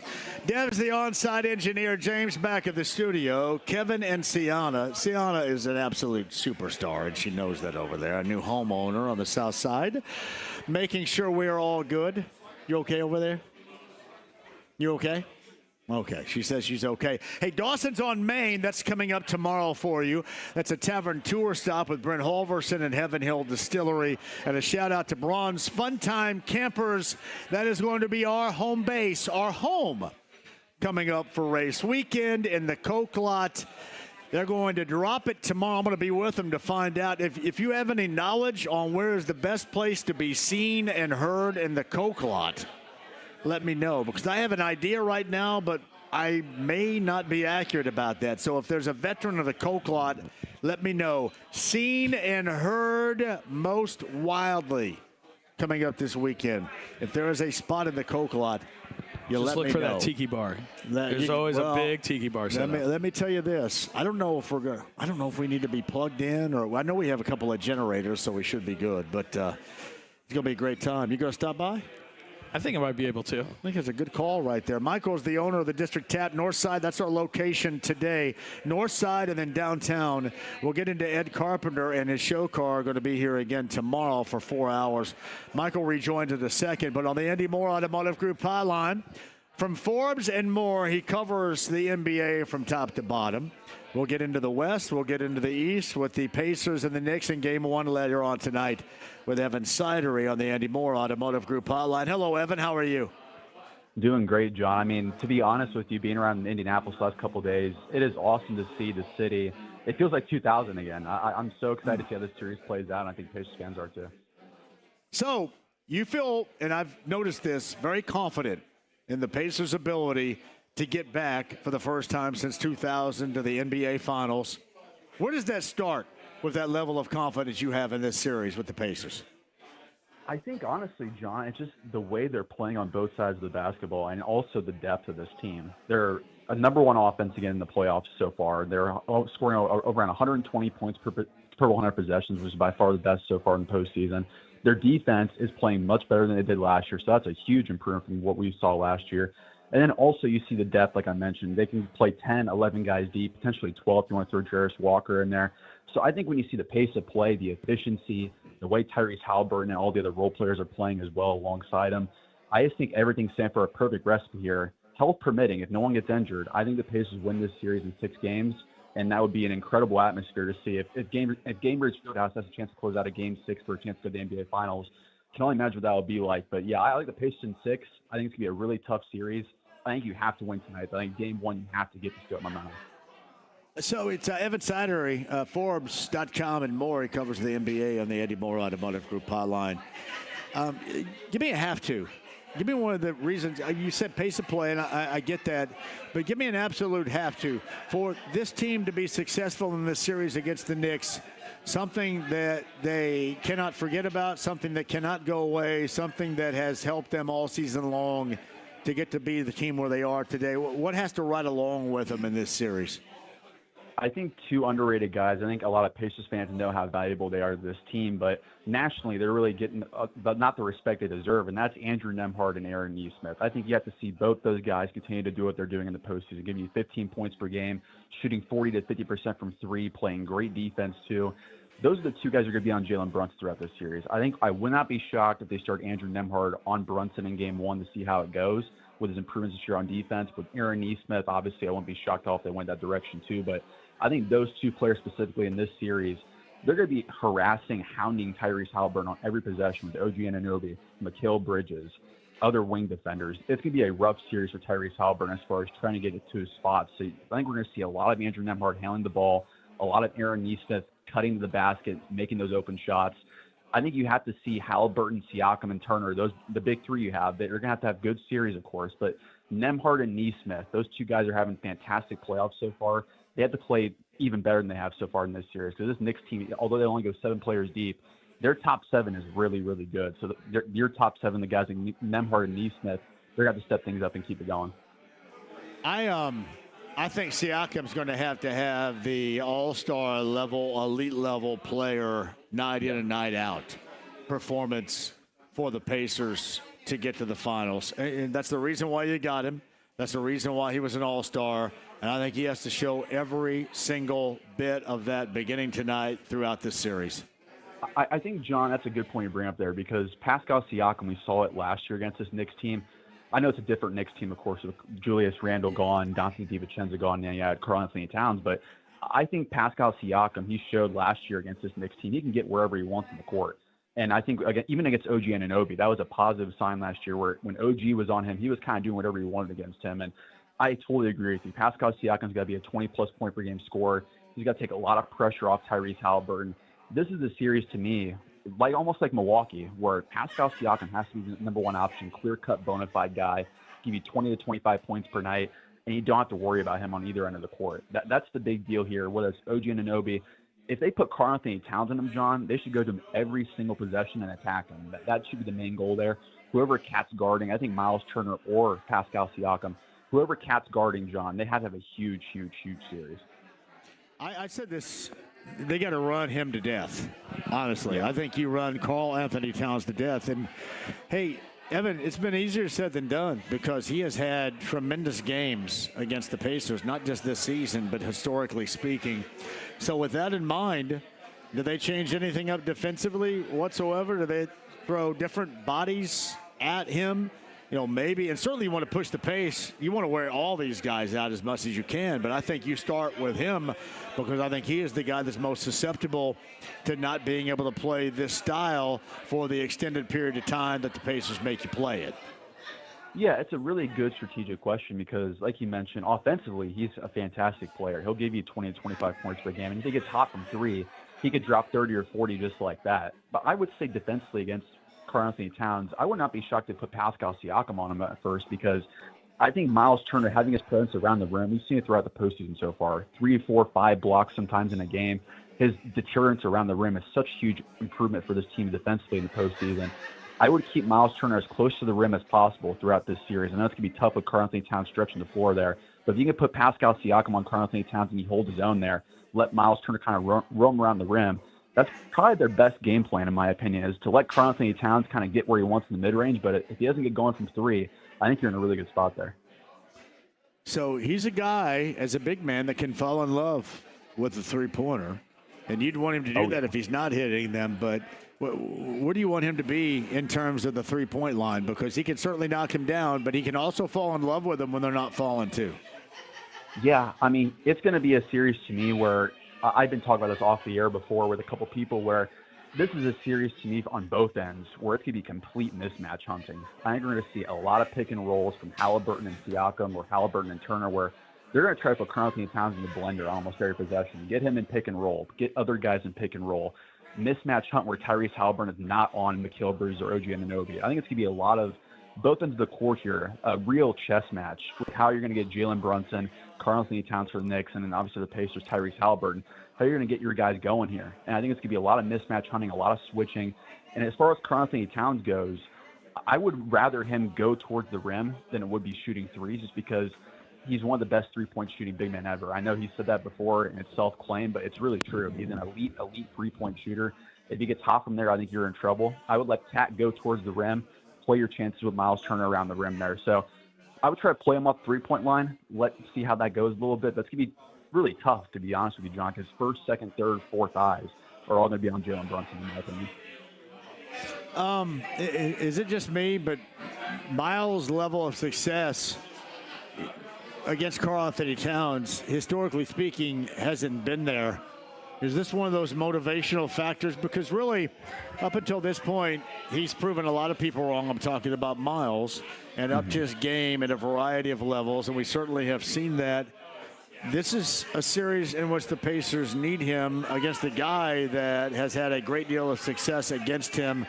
What's his approach in this series beginning tonight in Game 1?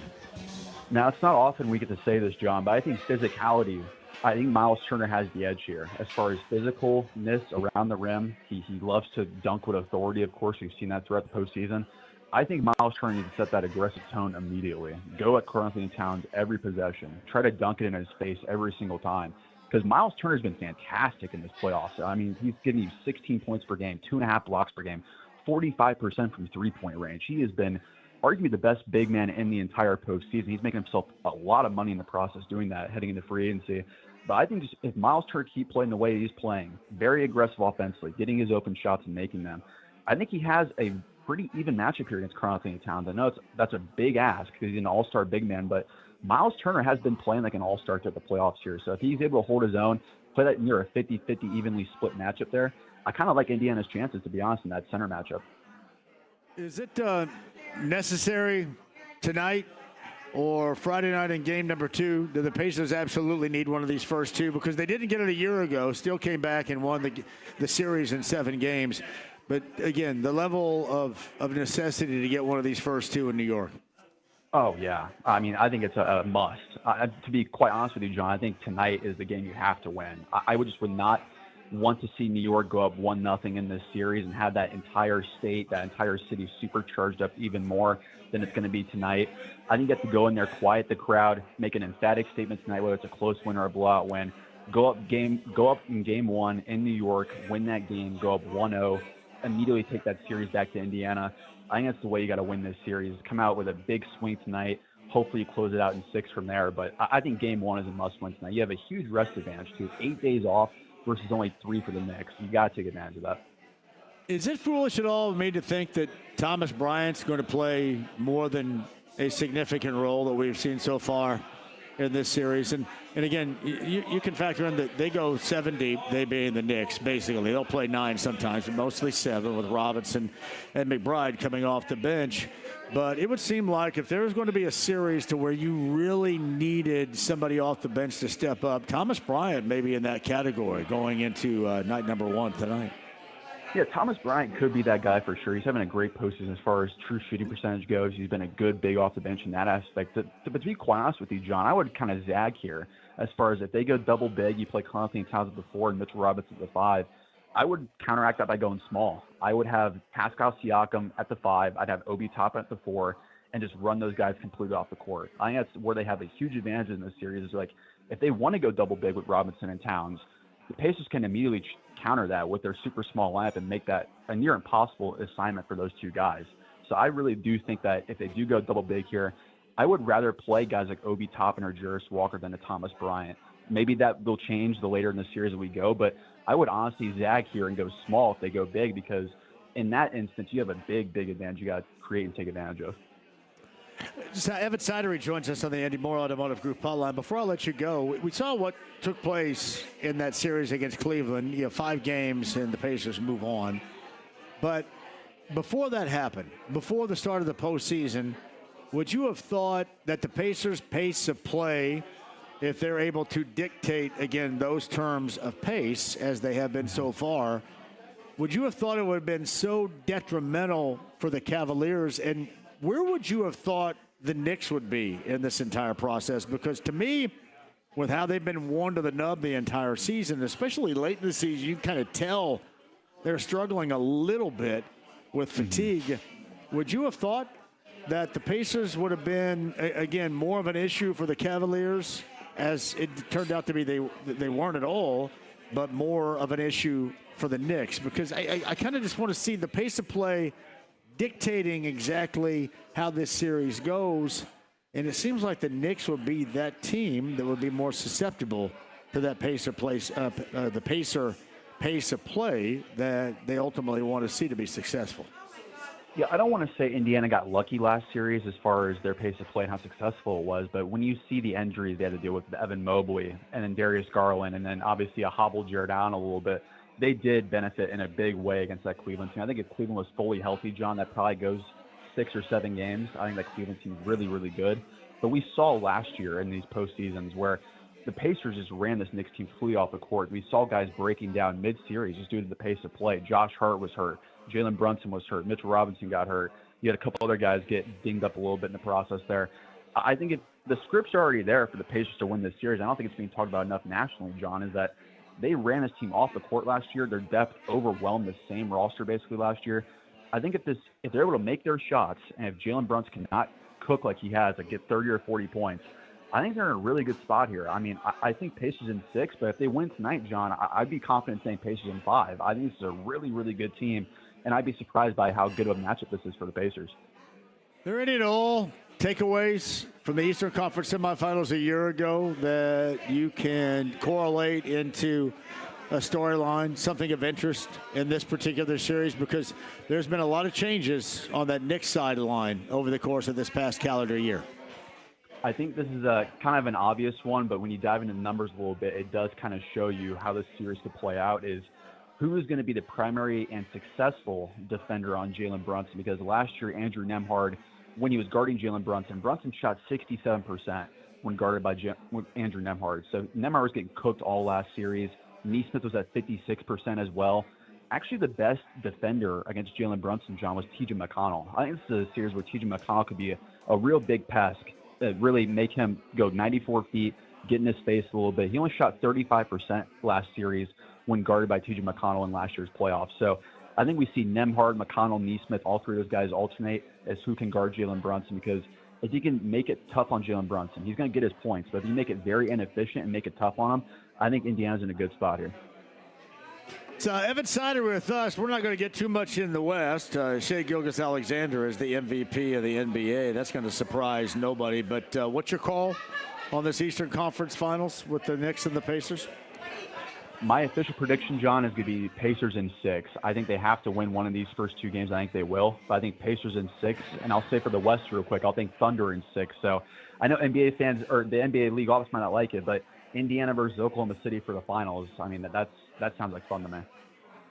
But Evan Sidery, man, we're going to have a lot to talk about here. This, as I mentioned to you before, this is such a moment for the Pacers to be able to take advantage of, considering where they are now, but also considering what is logically going to be the Eastern Conference look coming up next year. This is their time. This may be one of the greater times we've ever witnessed with this Pacer franchise starting now. Yeah, the window, for anyone listening, that Jason Tatum injury changed a lot for the Pacers next year. I mean, they're good now, but they're set up next year. If they make a finals run, they could be the 1 seed next year. I mean, this team is set up very, very well, like you mentioned. This truly could be a golden age for this franchise. Yeah, I mean, you consider, too, the fever. I don't know if they lost last night, but just, where they are as far as, nationally and somewhat globally as well with the women's game. This is like a golden era for Pacer sports and entertainment, Evan. Yeah, what a great time it is. And it's going to be so fun to see this weekend how the city is for Game 3 and Game 4. And obviously race day on Sunday going to the Pacers game. That's going to be an incredible atmosphere. I can't wait for it. We are going to have a great time. Evan Sidery of Forbes. You can find his work there. You can find him online as well on X. He's constantly sending out messages regarding the NBA, a lot of Pacer stuff as well. Evan, I appreciate that. We'll catch up over the course of this series. Yeah, anytime, John. Thanks again. Evan Sidery, Game 1 tonight, 8 o'clock is that tip time. 7:30 coverage begins. That is right here on The Fan. We are on the north side of the District Tap. We got the Ed Carpenter show cars going to be here coming up tomorrow. Ed Carpenter joined us a little bit earlier. A little bit of discussion regarding Team Penske making the significant changes today. And if there was something that would shake the foundation of IndyCar auto racing, that was it, where Penske fired team president Tim Cindric, IndyCar managing director Ron Rizewski, and IndyCar general manager Kyle Moyer all let go today in the wake of the Indianapolis 500 cheating scandal. I think most people suggest that those are the measures that were going to have to be taken, but it was a significant day, to say the least, at IndyCar, especially leading up to the 109th running of the Indy 500 coming up on Sunday. The District Tap on the north side. Our guy Michael is the owner. Both locations here at the north side Clearwater Crossing and in downtown Indy.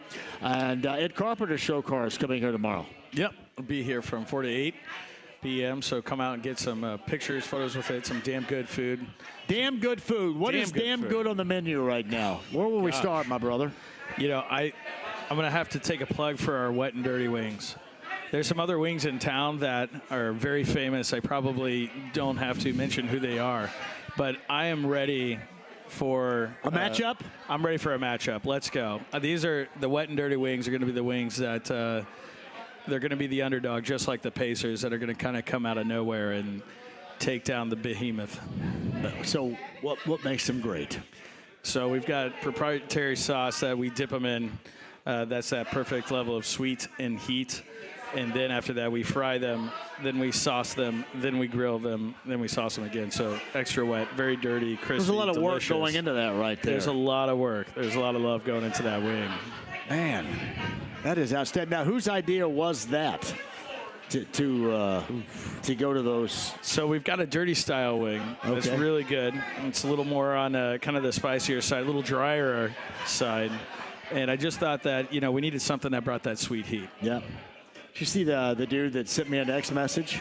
Yeah. What do you say about the po' boy you guys have here? He's a big fan of it. Yeah.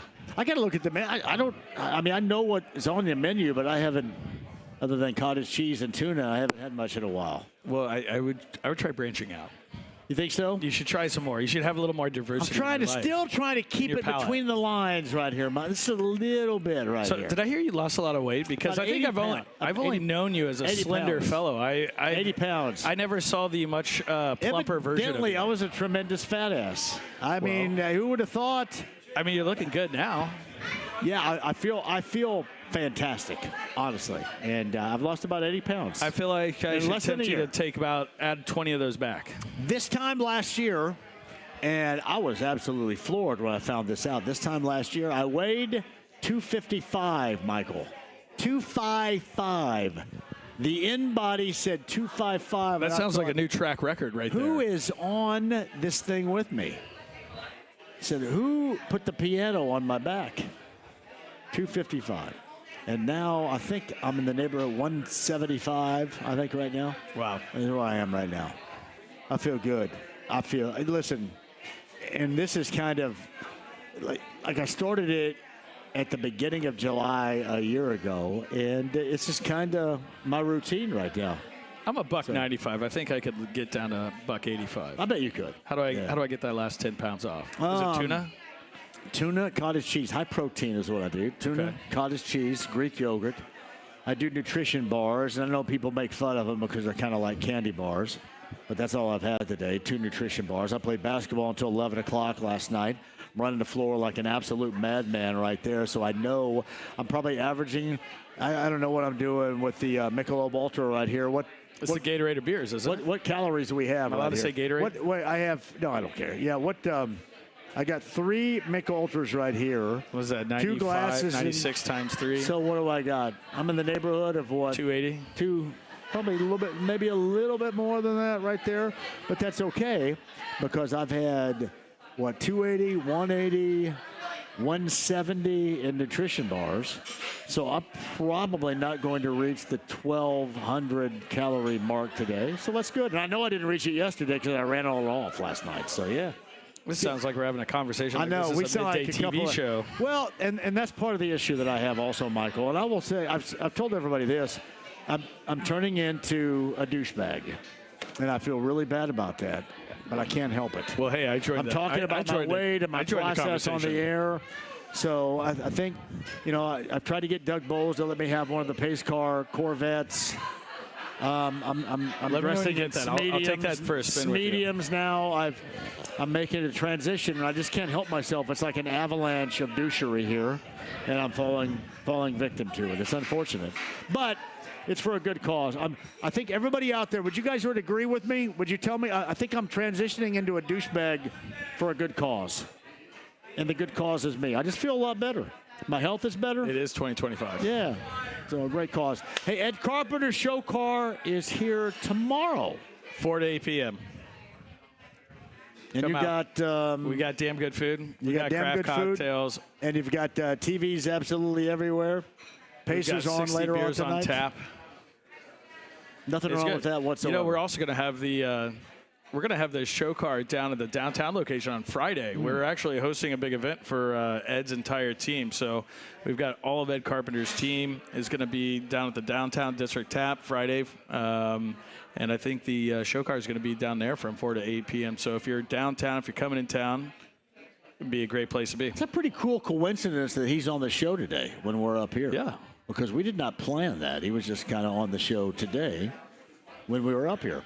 Hey, Michael rejoins on the other side. He is the owner of the District Tab. North side's our location. South side, obviously know this for Game 3. That's Racers and Pacers on Sunday. Game 4 next Tuesday. The epicenter. You can go in before the game, do your thing. Happy hour specials, great food, TVs everywhere. Go into the game, come back out, close it down after a great win at the District Tab downtown. That is Make your it stay open a little later than normal. See, I'm telling you, you guys are going to be absolutely slammed on Sunday and on Tuesday. Now you're going to the games, right? Both Absolutely. games? Racers, Pacers. I'm pulling a double. Are you pulling a double? Well, here we go.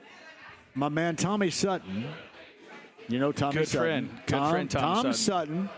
What up, Tom? Of Coaches Downtown is listening right now. He knows that me going to the games in the postseason with him, the Pacers are unbeaten. So I know I'm already going to Game 4.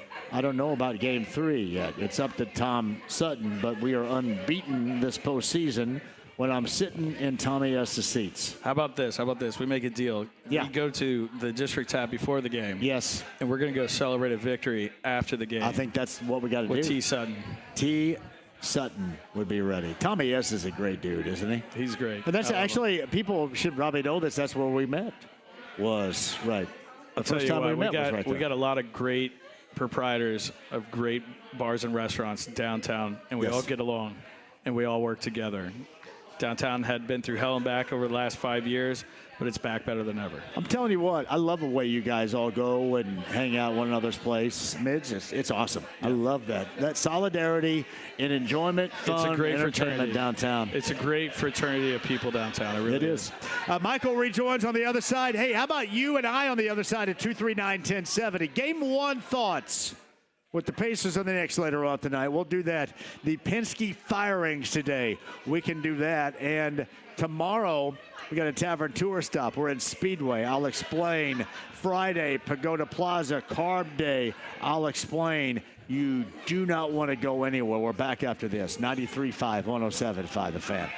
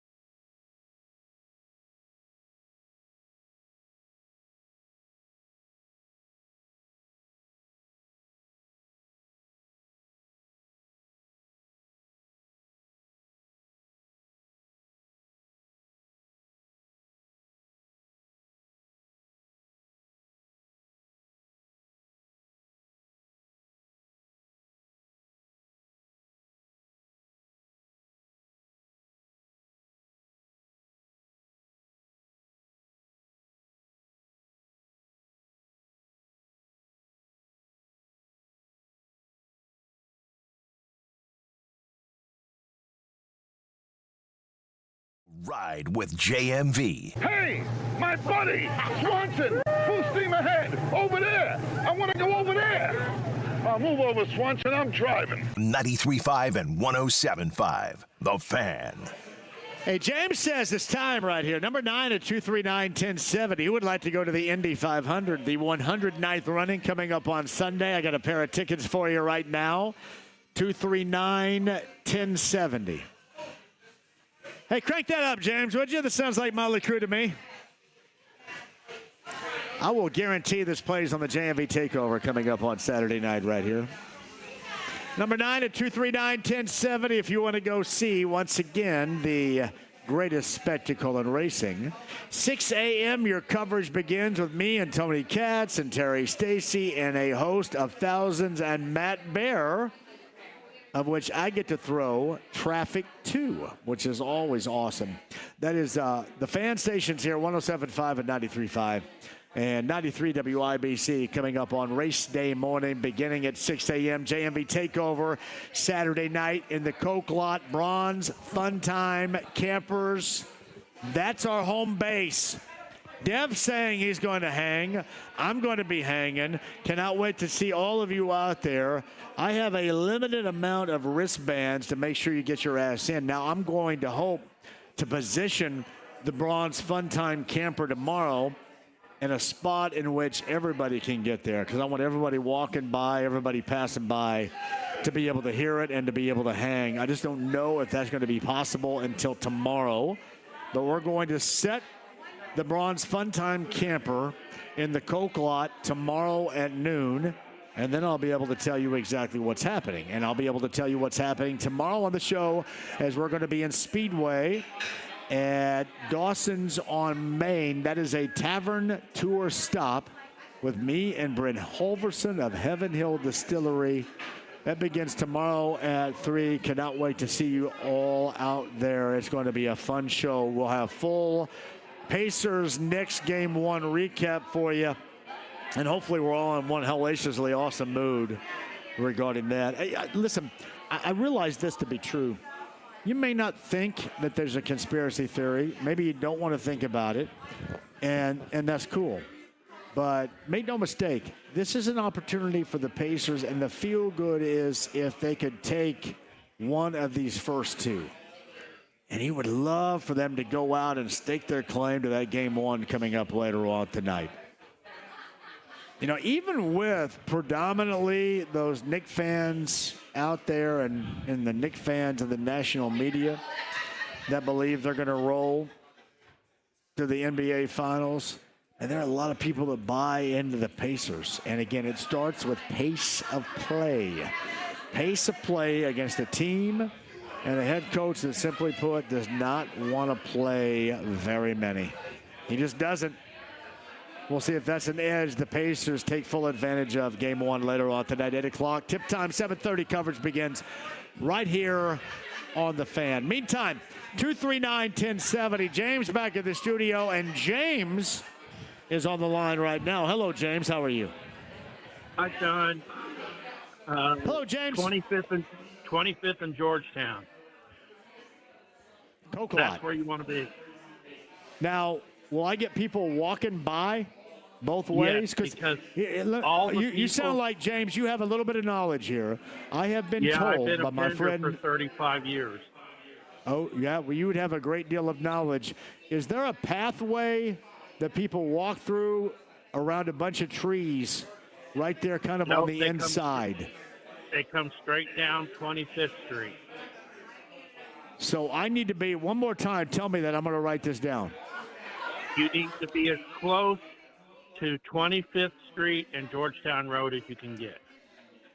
See, the problem I have is between me and the Coke Lot in Georgetown is, I'm assuming, an exclusive car parking lot that's very expensive. There's a little bit of a buffer zone with a parking lot between where I am and Georgetown. But you're a big-time radio guy.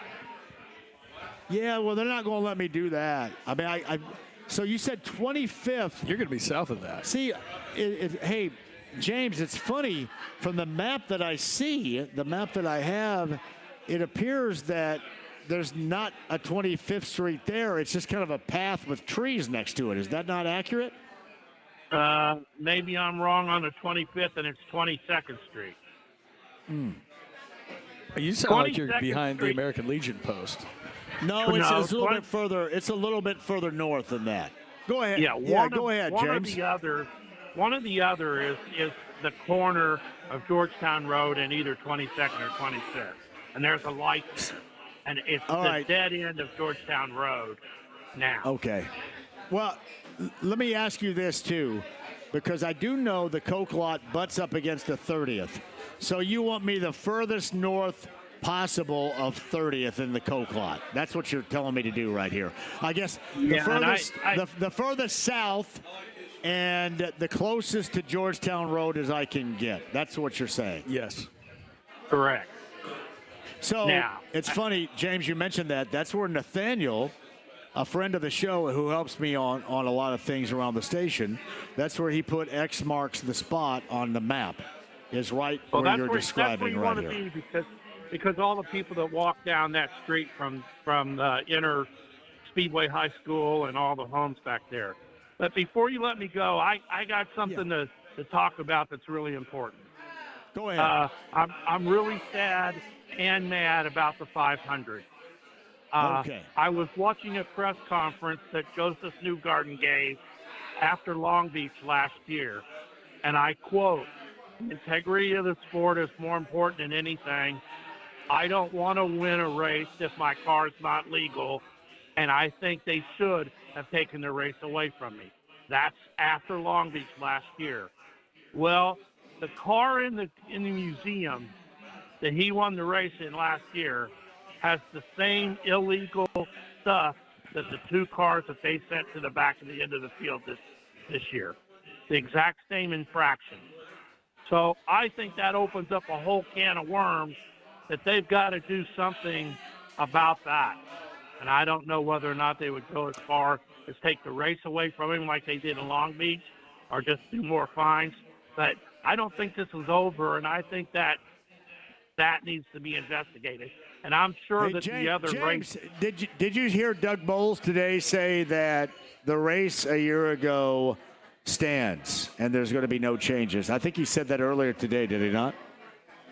I don't know. I was out of town this morning. I think much against what you're trying to say right now, Doug Bowles stated earlier today at a press conference that the results of a year ago are going to continue to be the results of a year ago. Well, that's both good and bad. I mean, I'm glad that they want to get it over with, but it saddens me because it's not keeping the integrity that they're all talking about. I mean, it's the exact same infraction. I don't get it, and I'm surprised that the other team owners and car owners are going to let it go at that as well. I mean, well, I will tell you this, James. I think the reason why we're here right now, and Penske, felt it necessary to fire, those that were leading his organization, was because all those owners and those drivers and those, because I think otherwise. I think you were suggesting maybe they just want to get past it.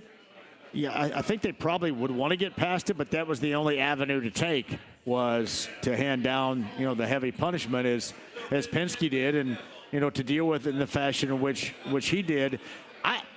It's funny. I think about last year, and if that holds to be true, you kind of wonder if they don't revisit that at some point. I just know what Doug said earlier today, that the results from a year ago will stand. But kind of makes you wonder if they don't go back and look at that a little bit more strongly at some point. I don't know what that would take, but it just kind of makes you wonder, because we know in the world in which we live today that no matter when you did it and what happened, when it occurred, there's probably going to be some double back and some investigating on stuff. We just know that's where we are. I would not be surprised if that was the case one of these days. Okay, up on that corner, that's where you want to be. All right, well, I'm going down there around noon tomorrow with Braun's Fun Time Campers. I'm going to state my claim, hopefully, to that spot. Thanks, James. Take care. You got it. All right, Michael, back for a final time next. Yeah, absolutely. Remind people to watch the Pacers and the Knicks here tonight on the north side. Absolutely, on the biggest TV of any bar or restaurant in Indianapolis. What is that, a 360 right there? Whatever, 330. Well, get your ruler out and measure that. You got a tape measure? 86, I believe. So it's like 350-inch TV. It's the biggest one around, huh? Absolutely. Damn right it is right there. District Tap on the north side. Damn good food. Great drink specials. This is the place to watch that game. We'll take a break, come back with you on the other side, too. More to come on what has been a busy day in our location tomorrow, Friday, Saturday, Sunday, Monday. I know this is not going to be over for me until Tuesday, which is going to be awesome. We have that, the Harrah's Hoosier Park race of the day, all coming up. 93.5, 107.5 The Fan.